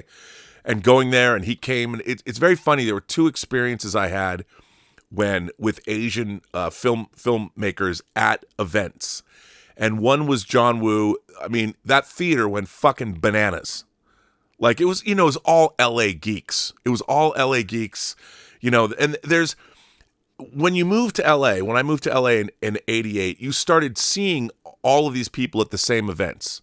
Like when Dario Argento had his festival at Raleigh, I told the story how I gave Quentin Tarantino my ticket for Deep Red. You know, and he went and saw it. All of the geeks, all the LA people that came to make movies here, everybody knew each other. And we were always going to all of these events. It's kind of still that way. But back in the 90s, there wasn't as many people. And we would all see each other. But going to that screening of Hard-Boiled with John Woo was bananas. And I think, you know, John Woo's looking around like, am I going to be okay? You know, and the only what they are hooting and hollering about. the only, because, you know, that's not what they do in Asia. And the one that was by far the best was Godzilla Final Wars at the Chinese theater. They brought the cast of Godzilla Final Wars, and, you know, the actresses were in traditional kimonos, and it was like being at a UFC fighting event. I mean, in that theater, people were absolutely going fucking nuts. Every monster fight. And you could see that when it was over and they went up and got and spoke and stuff, there was a Godzilla outside the theater. I mean, it was hilarious. But because we were very enthusiastic. we LA geeks. Yeah. But watching the filmmakers and the actresses and stuff are like, well, what's going on? It was pretty funny. Anyway, so it's great to get the Golden Princess Library and to get these movies. I mean, A Better Tomorrow 1, 2, and 3. Getting City on Fire and getting all the John Woo Hard Boiled and The Killer in 4K and Bullet in the Head in 4K. There's a DVD I can finally get rid of, my Hong Kong DVD of Bullet in the Head, out the door when they release that physical media. I've had that for 25 years. So it'll be good to get rid of that. So Criterion Laserdisc, you know. There was always hope. We always hoped that Criterion would put some sort of rights for it and would no, that was like you couldn't. But those laser discs with the triptych fold out, those are unbelievable. I'll never part with those. You know, somebody can. You know, I'll be dead, and people are like, "What the fuck's this?" It's a laser disc. Whatever. but the artwork is beautiful. At least I can love it while I'm here. When I shuffle off this Mortal Coil, half the shit that's in here, people have been like, "What is this?" Throw it away. But hey, I enjoyed it. So now on to the news. First up, we have Warner Archive. Again, I can't help but think that George Feltenstein is laughing his ass off when they pick these titles. Robert Mitchum and Jane Russell, his kind of woman. Amen. She's my kind of woman too. And look at this cover. God damn, do I love what George picks. He's a cheeky bastard, and I love him for it. This is, of course, a Howard Hughes movie, and I don't know if this is the movie that you see in The Aviator where he has a hard time. If this is one of them with brassieres and boobs and all that, but I love this. Splendor in the Grass, classic film. Again, really nice, beautiful piece of art right there.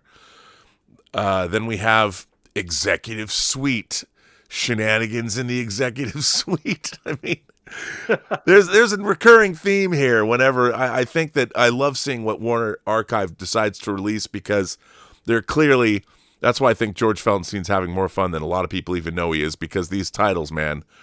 And then, of course, The Enchanted Cottage. Look at this. Cottage. The whole town. They all whispered about these two. Dorothy McGuire and Robert Young. Yeah, look at that. She looks great. And then, of course, not to be outdone, A Date with Judy. I mean, these are all like relationship movies, and it's just, come on. God, I love Warner Archive. They're so great. And this is, of course, technical. This is a musical, Technicolor. Great cast. And then Robert Donay and Rosalind Russell in The Citadel, brought to you by King Vidor. And another one. I haven't seen this, but everything they release is delightful. So that's pretty cool. And then we jump from The Citadel and Warner Archive to The Blood of Jesus, which is from Film Masters. And it's a mighty epic of modern morals. I don't know what's going on here, but this is probably hilarious. What's not to love? You got an angel and a devil. So there you go. Film Masters always putting out some interesting stuff. Then we've got America 3000. I totally forgot. I saw this movie in the theater. I totally forgot this movie even existed. It was, it was supposed to be a satire. Post-New adventure. Yeah, it's not good. It's just not good. But I did see it in the theater. It's amazing that look at that, Canon Films. Dolby Stereo. I haven't seen this since it first came out. There's a good reason for that too. But hey, it's coming out, and you too can share in the enthusiasm. Okay. For America 3000. We're never going to make it that far, by the way. Not the way we're going. But hey, then we've got 11 Rebels coming out in 4K. Look at this. I mean, I don't know much about this movie, but it looks damn cool. Yeah, I showed it, Rob, because I have the German version already.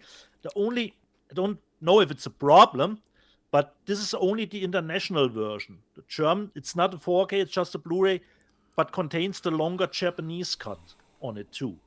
Oh. And as far as I know, this is only the theatrical, the international version of the movie. Wow. You know what I just realized? Great. I'm going to I forgot to add Scream Factory to this, so I've got to put Scream Factory up. Hang on, I'll figure that out. I'll figure that out in a minute. Yeah. Then we have Oasis of Fear coming out from Shameless.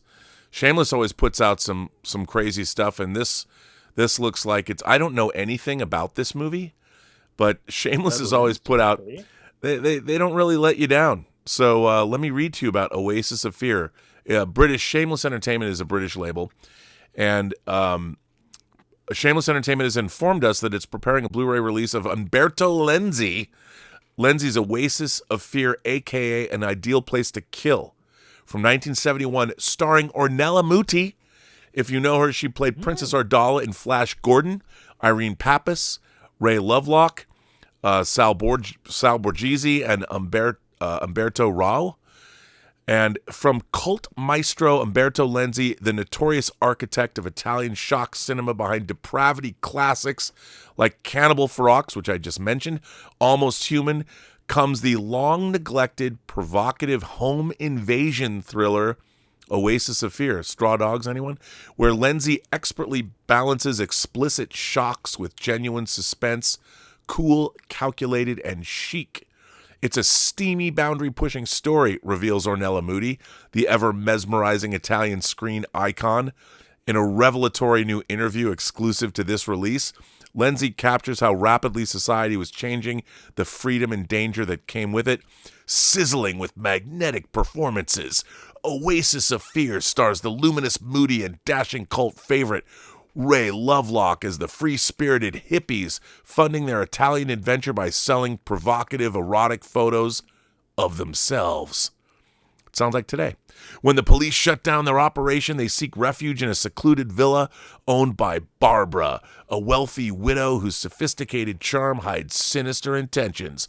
What begins as a flirtatious menage-a-trois spirals into a claustrophobic psychological power game where sexual tension, hidden motives, and shifting loyalties lead to blackmail, torture threats, and ultimately murder.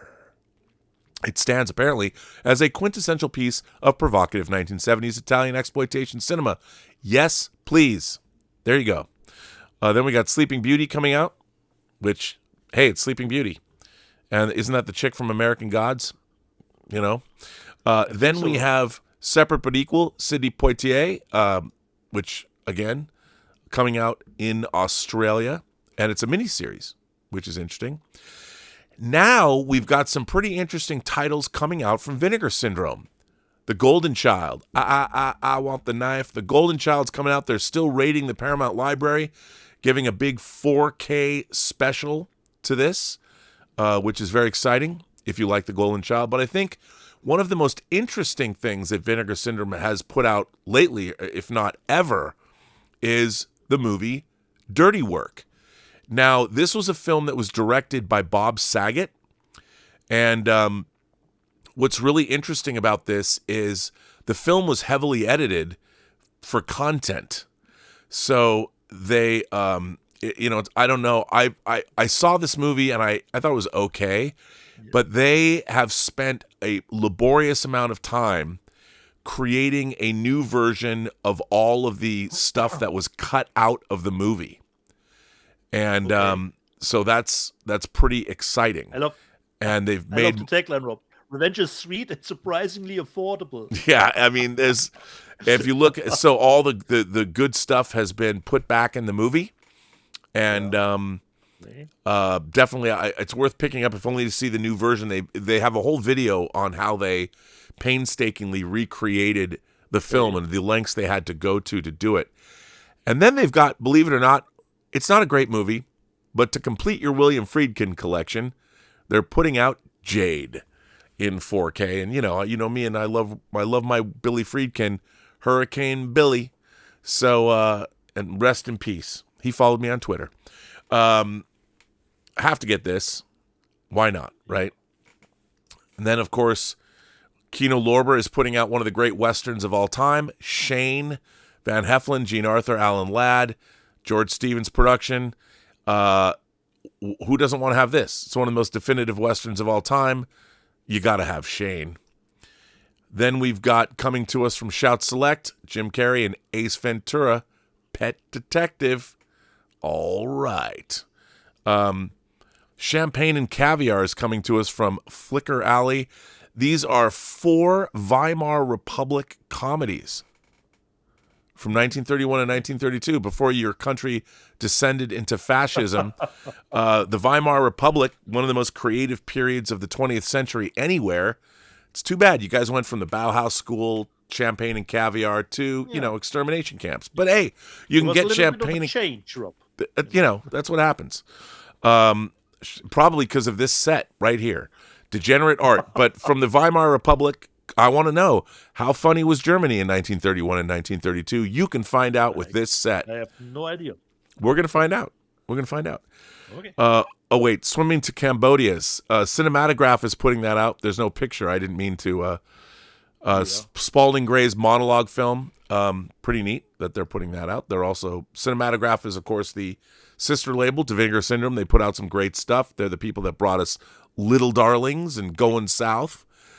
Then we have a concert movie, Ann Wilson and Trip Sitter. Don't know anything about this, but I love Ann Wilson and I love Heart, so what's not to love?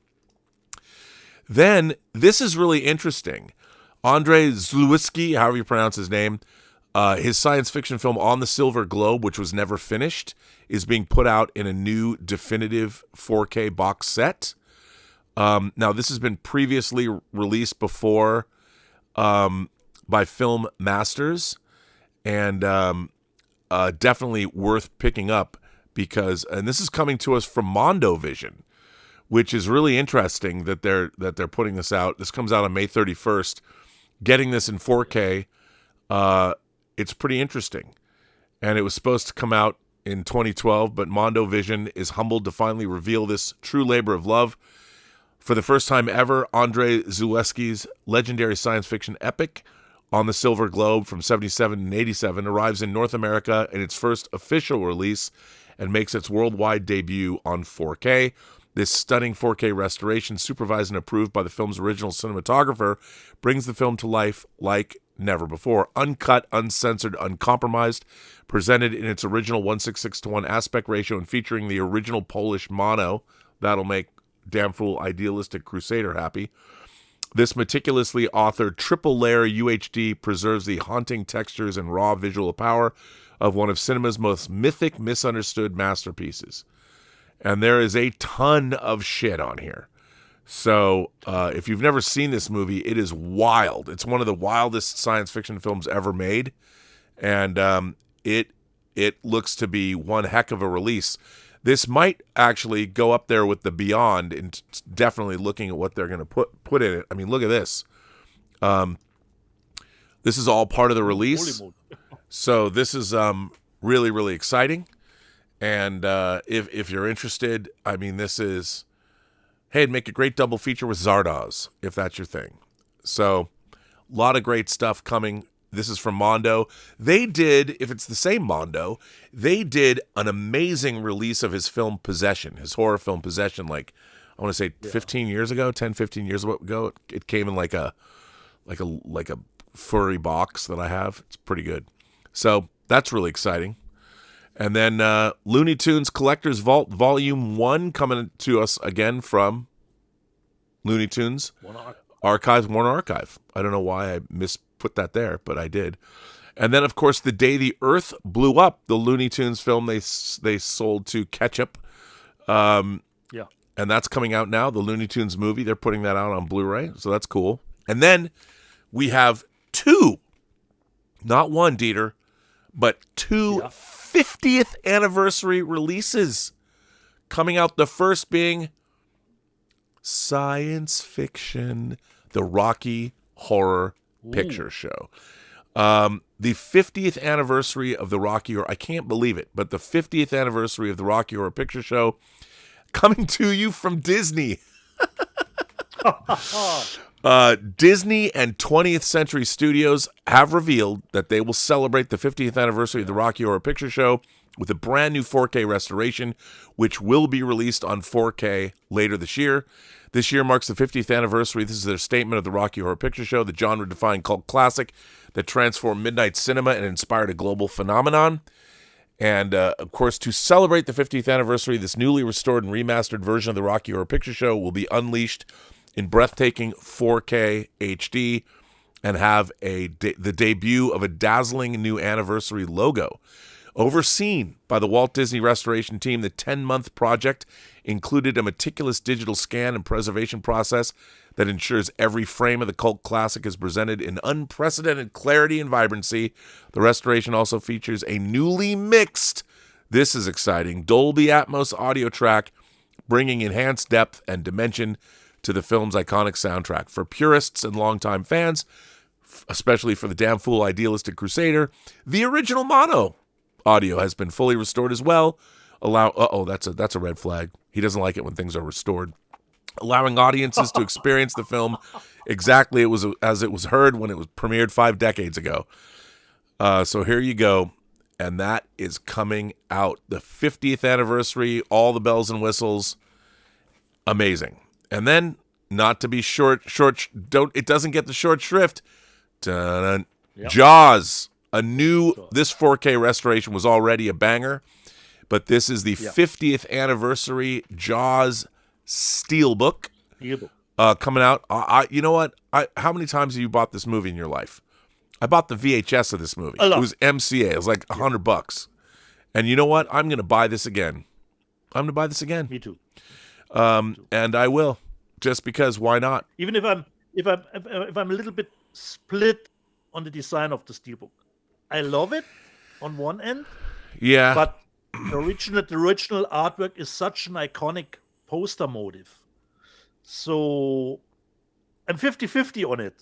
I love what they've done, but the original one. But I already own the original one. Yeah, I have the original one. So it's Me too. It's not that kind of big of a deal, but the original one is such an iconic movie poster. So, but it did a great job here too, definitely. Yeah, a little bit overcrowded, but nice. Yeah, it's Jaws. It's going to be the last time I purchase it in my whole life.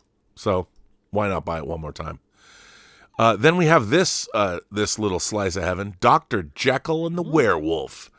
This comes to us from Mondo Macabro, and it's a 4K Blu-ray edition of Leon Kamenofsky's Dr. Jekyll and the Werewolf, starring Paul Naschy, Shirley Corrigan, Jack Taylor, Marta Miller, and Jose Marco. This is the 5th film to feature the Spanish actor Paul Naschy as Waldemar the Wolfman. The previous episode, Fury of the Wolfman, had not been well received. Naschy was determined to get the series back on track, and with this next appearance as the Wolfman, he pulled out all the stops. Here he comes to swinging 70s London, seeking a cure to his malady. Unfortunately, he meets Dr. Jekyll, who injects him with a serum that turns him into a lascivious killer, Mr. Hyde. Come on, how does that not sound like the greatest movie ever made? In his top hat and black coat, Hyde haunts the flesh pots of Soho, while 2 gorgeous women fight for possession of his Wolfman soul. Top-grade Euro horror and definitely the craziest werewolf film ever.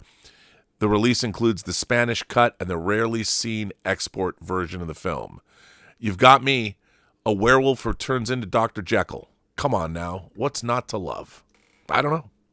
All sounds good to me. And then, of course, we've got the Sean Connery Bond set, the Steelbooks. And you know what? I don't care what anybody says. I've seen so many different James Bond artworks, and I've bought the Bond film so many times. I like these pictures, these stills of Sean Connery from each film. Me too. I like it. There's something about it that feels, I don't know, like the Folio Society did it or something. I think it's cool, and it's celebrating the swarthy manliness of Sean Connery. Yeah. So I like it. I don't care what anyone says. I like it. The original Shall We Dance is coming out, and that's, of course, Film Movement is putting this out. The Japanese film Shall We Dance is coming out, and it'll premiere at the Film Forum. It's a new 4K uncut restoration of the film.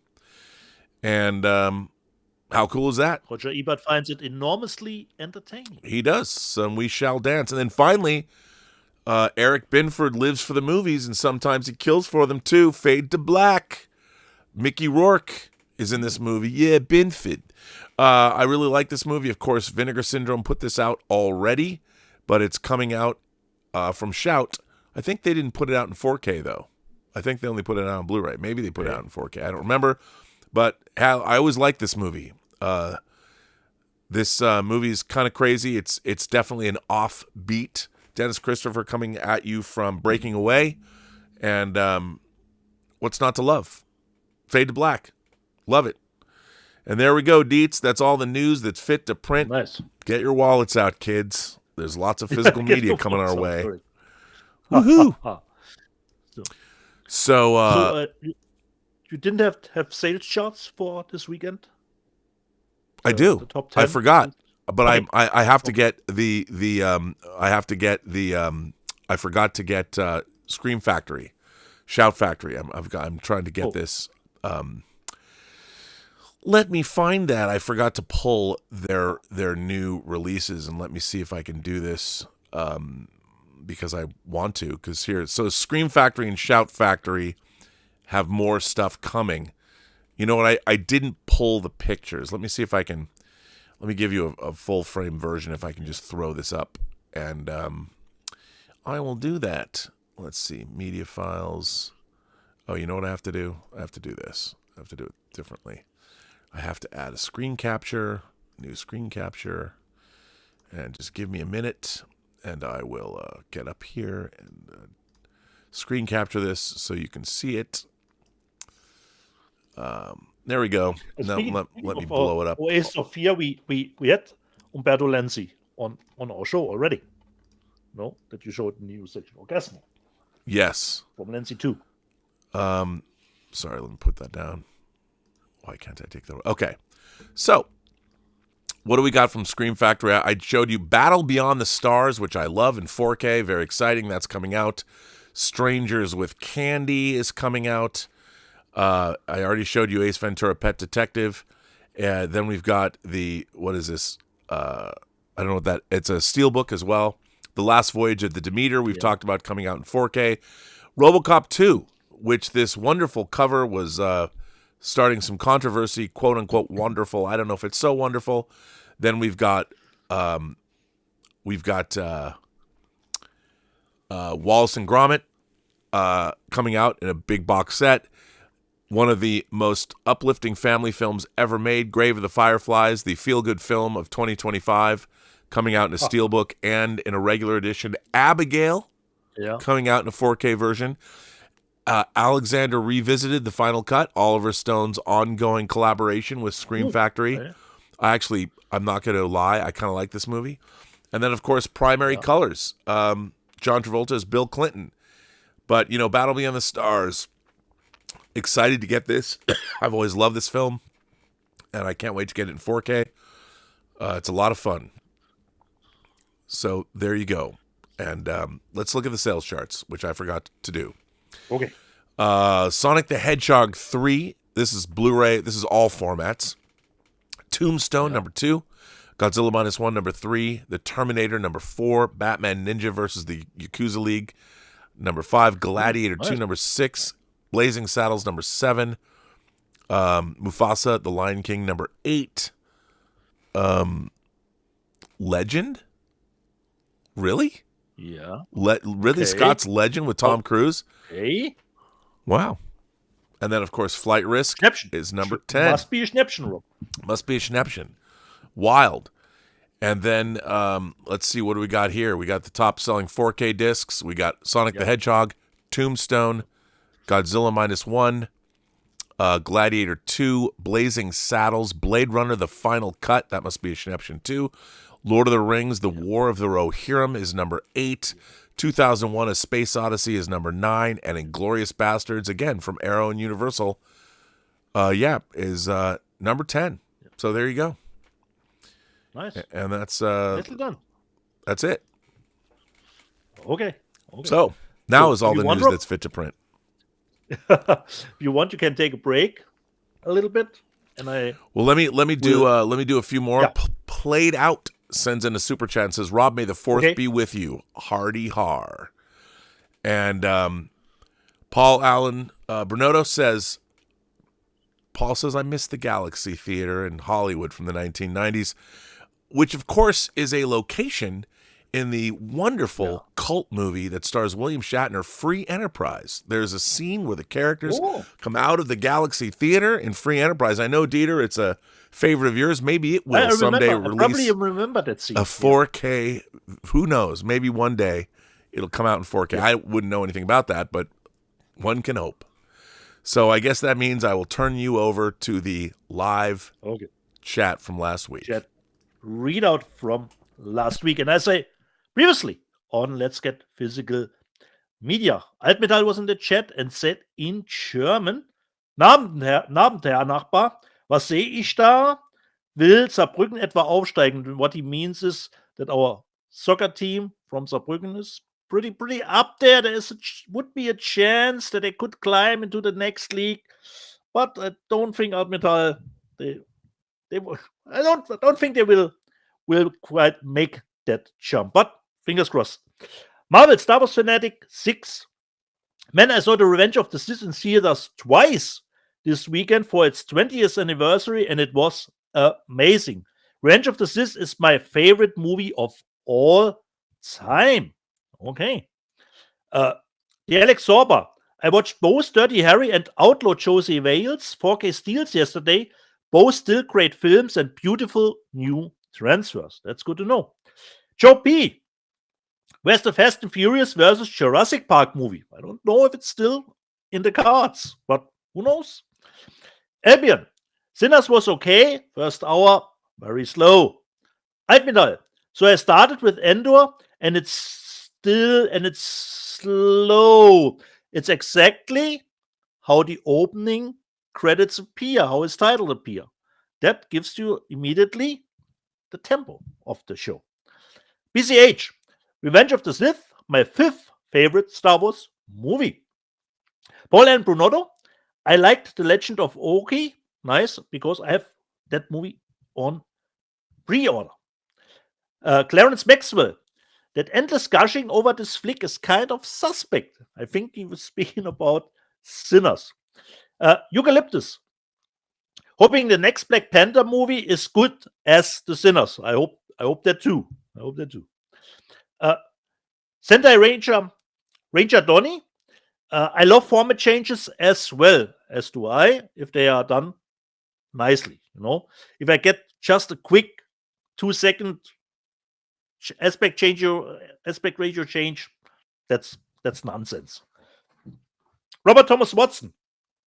The 235:1 is better looking than the IMAX ratio, both in theater and at home. Okay. GA. I saw Sinners in IMAX 1570. The aspect ratio changes were not obtrusive at all. Nice. Javier Calles. Sinners is a great film. There you go. Albion.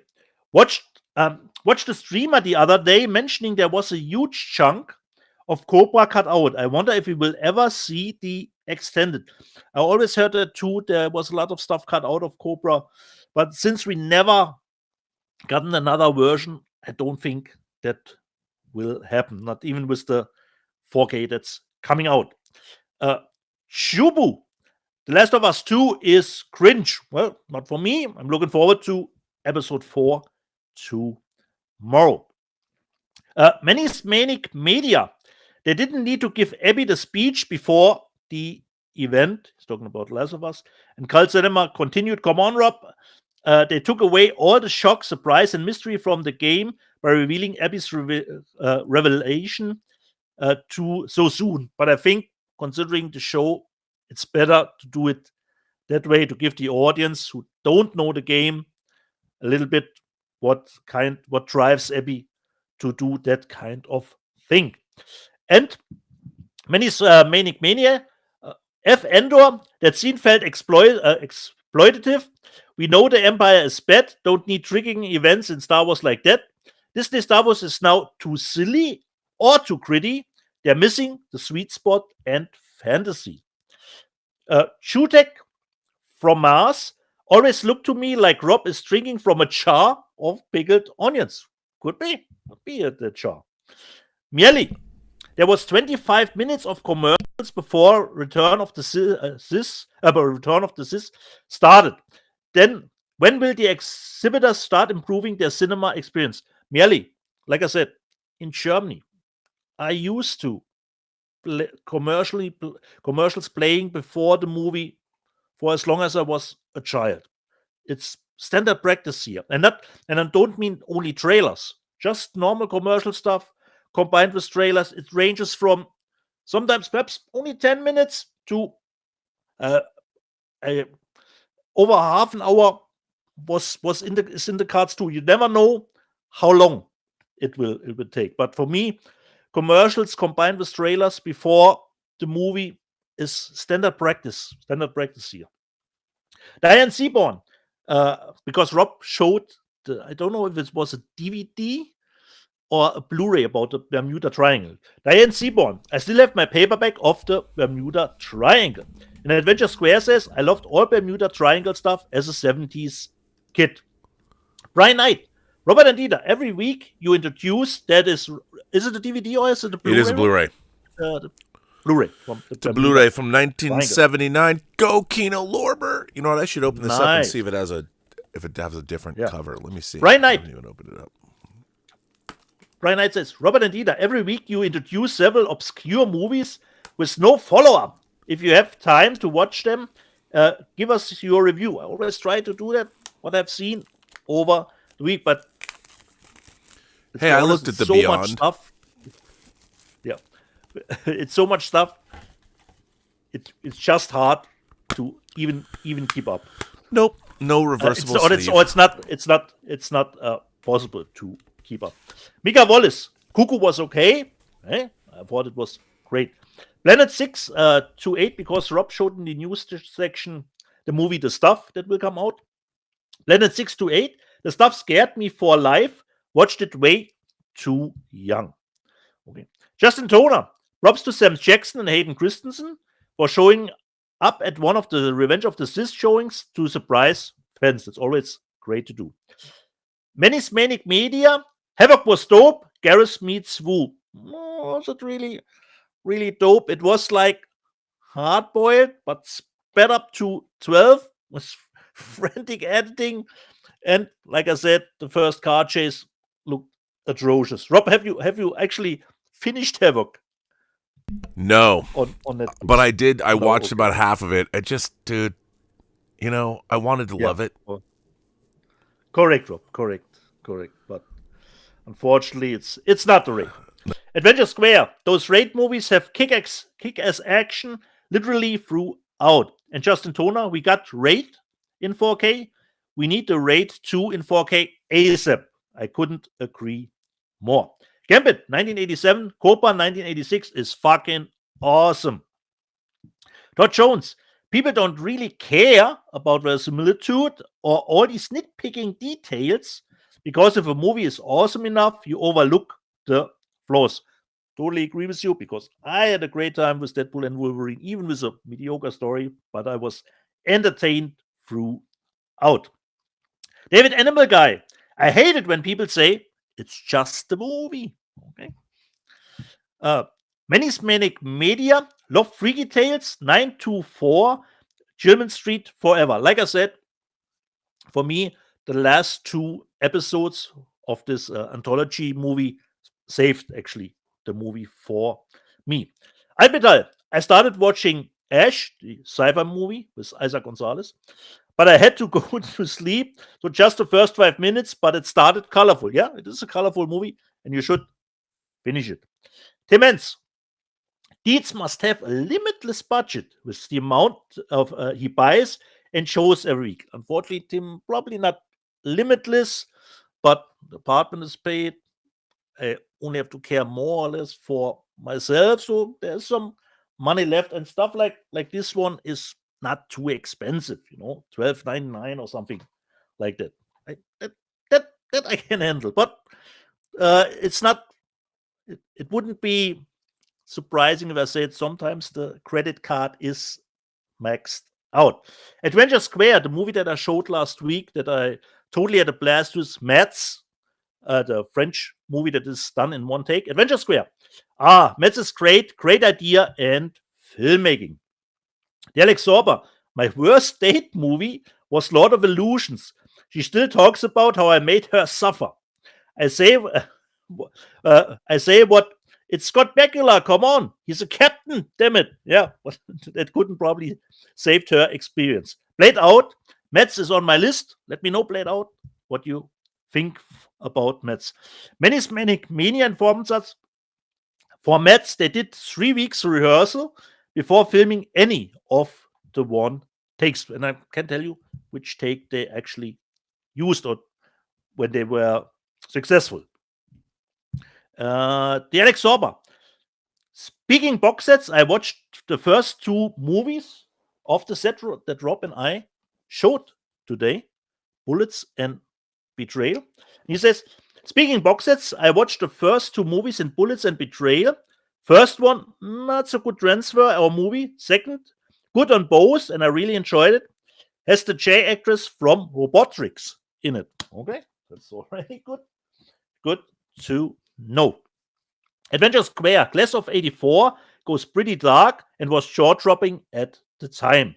The Alex Sorber, Rebo Man, because we talked a little bit about punk movies, was a rent again and again movie for friends and I back in the 80s. Joshua Gonzalez, We Are the Best, is a Swedish punk film from 2013. Never heard of it. We Are the Best. Mas Hussein, Reboman was great. Alex Cox is a very underrated director. Loved his Movie-Trome series on the BBC back in the 80s. Okay. Speaking of Rob, has his birthday coming up. May is, of course, the birthday month. Tim Hens, and he's getting congratulations every day. And Tim knows why. Tim Hens, Rob is reborn every day. Why he has a daily birthday.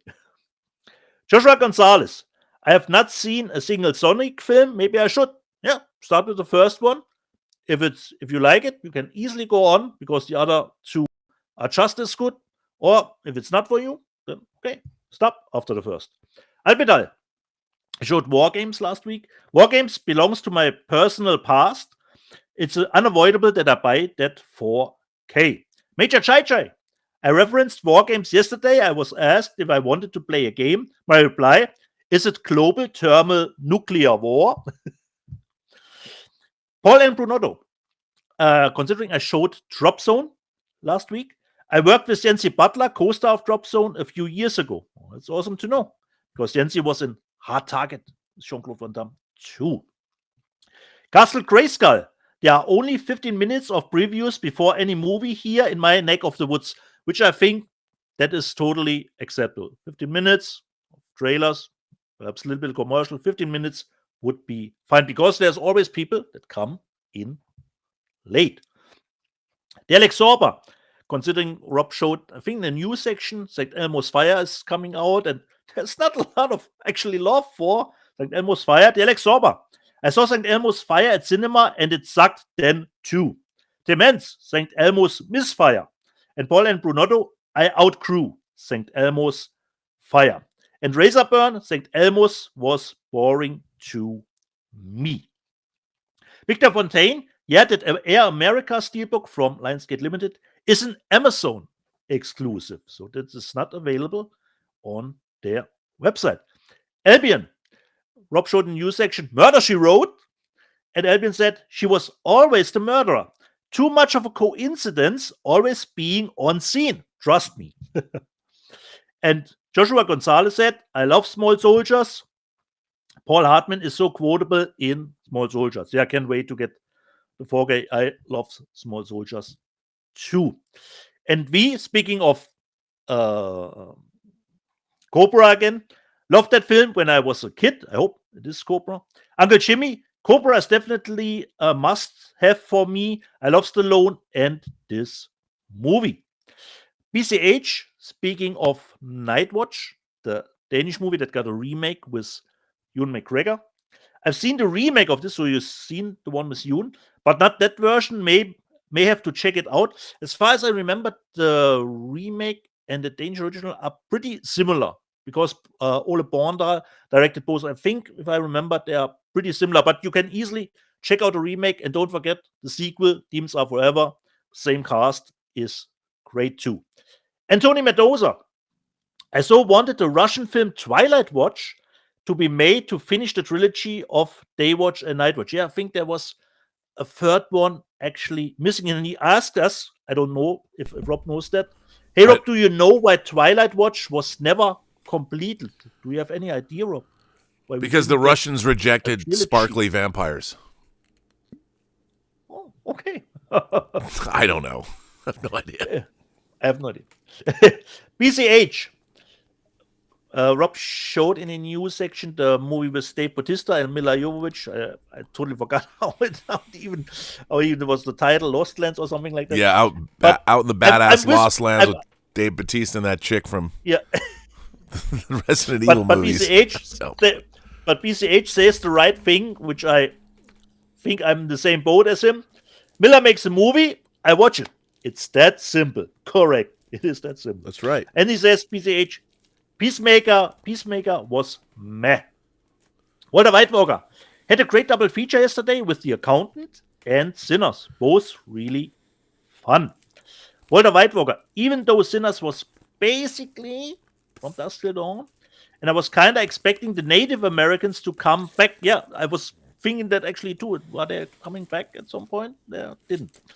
Then, Rob, question from Ecto1701, since I haven't seen any trailers and teaser, I stayed away.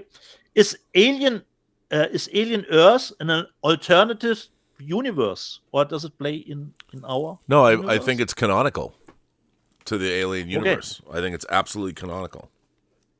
Okay. The Alex Sorber, booty time from Fort Fairlane. That is always a good time. Laid Out says it's Sophie's choice, considering Kingdom of the Crystal Skull or Dial of Destiny. Yeah, that is certainly Sophie's choice.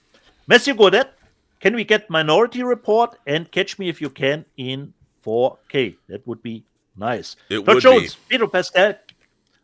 Pedro Pascal can act, but he's miscast as Mr. Fantastic, and his mustache is definitely miscast. Looks like he is a used car salesman.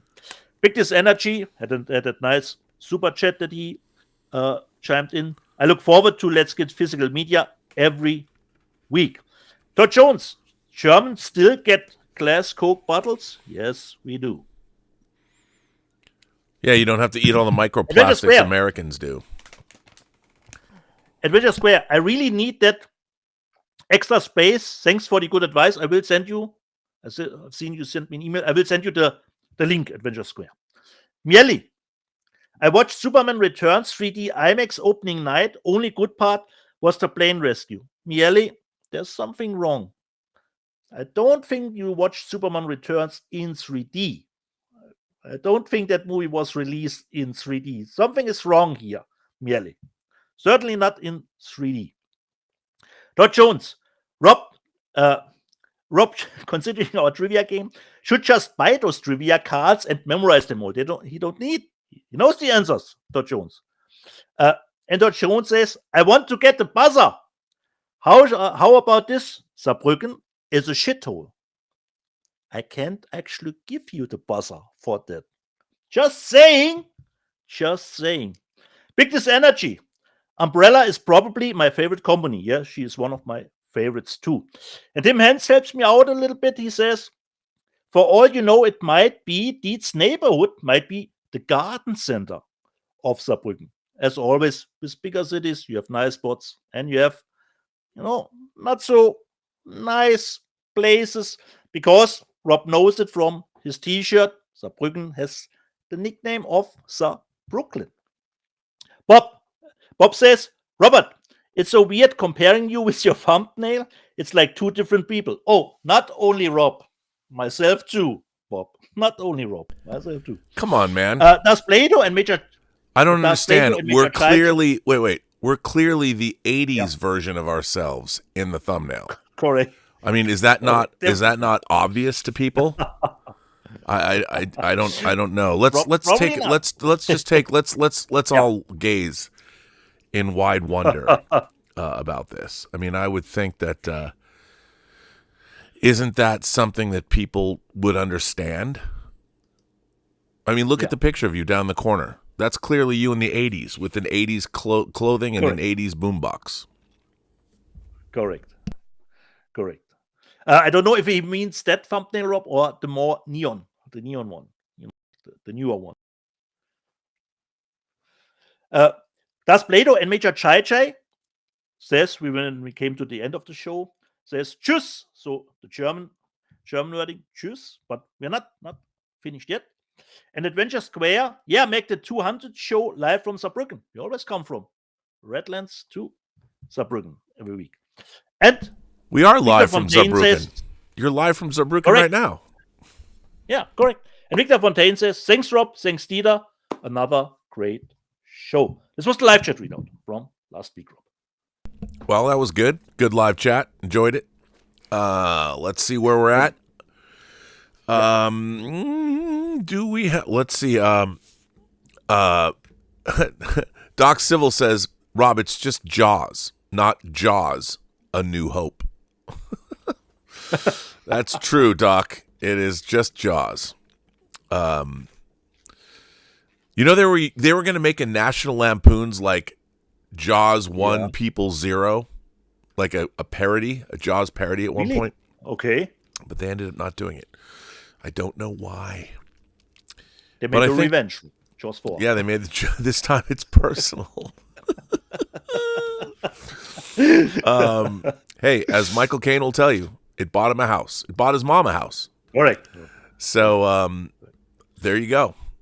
God bless him. So that's it for us, man. We're out. Okay. We're out. Okay. Do we have time, Rob, or do you have to go? Oh, we have time. Okay. Here we go. Uh-oh. Let me just see if I can help you out with the Let's see. I gotta see the picture on the card. Yeah. Okay. Okay. You really want me to do this one, huh? Where is my... So I hope I don't stumble too much about the questions. So first one: what starship was the Enterprise scheduled to rendezvous with after leaving Camus 2? Camus 2. I fucking don't know. Give me multiple choice. A. USS Potemkin. B. USS Constellation. C. USS Lexington. The question was, what starship was the Enterprise scheduled to rendezvous? Hell, I don't know. I honestly don't know the answer to this at all. I would say Potemkin. I have no idea. Correct, Rob. Then you guessed right, Rob. That was just an educated guess. Totally shot in the dark. Educated guess, Rob. Yeah. You have to understand, you've picked probably the Star Trek episode I've seen the least. Okay. This is the very last episode of Star Trek. So that means only 10 times. Yeah. That is the episode Turnabout Intruder. It is the very last episode of Star Trek. Oh, okay. Dr. Lester killed most of her colleagues at Camus 2 to keep them from learning about what exactly, Rob? Dr. Lester killed most of her colleagues at the alien technology that allowed people to swap bodies. I mean, yeah, Rob, I will say that is correct. It's considering you said swapping bodies. It says a life energy transfer. Yes, device. the life energy transfer that allows you to swap bodies. Where was the Enterprise headed before Janice Lester changed the ship's course? Where was the Enterprise headed before Janice Lester changed the ship's course? I have no idea. Give me multiple choice. To the Potemkin rendezvous? A. Beta Aurigae. B. Benicia Colony. And C. Camus 2. The Benicia colony. Where was the... no, Rob, it's actually Beta Aurigae. Okay. When did Janice Lester and Captain James Kirk first meet? When did Janice I don't know, at the Lester, Academy? I have no idea. I have no idea. Multiple choice, Rob. Years before the USS Enterprise arrived at Camus 2. B, when the Enterprise was at Camus 2. And C, during the Babel conference. No, years before that it arrived at Camus 2. Correct, Rob. She was not at the Babel conference. Correct. And the last one, Rob. What significant milestone in Star Trek history did Turnabout Intruder represent? What significant milestone in Star Trek The end of the original series, Turnabout Intruder. the last episode of Star Trek. Correct, Rob. You already answered that before we even came to that question. So, your least favorite from? It's not a great episode, dude. Not a great, Okay. not a great episode. Shatner's great. There are a lot of cards left, Rob. I hope we'll get to better episodes. You've been giving me these third season episodes. I mean, what do we have? They're not. We had the Mark of Gideon. We had Turnabout Intruder. Why don't you give me "And the Children Shall Lead" next? Terrible. Terrible. Okay. A little bit trivia time here.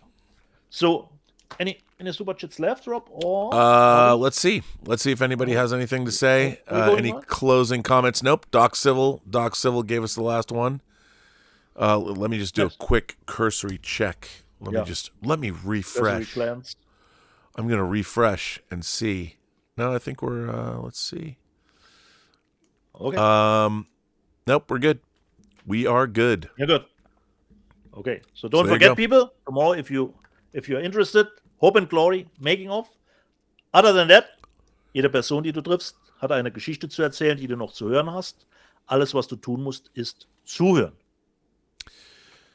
Every person you meet has a story to tell that you have yet to hear, and all you have to do is listen. I want to thank everybody for generously supporting this channel via Super Chats and tips. I want to thank my moderating staff led by Tom Jr. Jackson and Lord Toth and Justin Toner and Darth Plato and everybody. And I want to thank everybody for tuning in. I can't believe it. You know, we're approaching our 200th show Unbelievable. for Let's Get Physical Media. I might have a few giveaways. We've got a star-studded bunch of people. And hopefully we'll get other YouTubers you know and maybe a director. Who knows? Maybe not. Don't get my hopes up, Bobby. Don't get my hopes up. So anyway, yeah, there we go, man. That would be the extra nervous, Rob. It's true. So there you go. And away we go. So that's it. See you next week. See you all next week. And thanks for being here.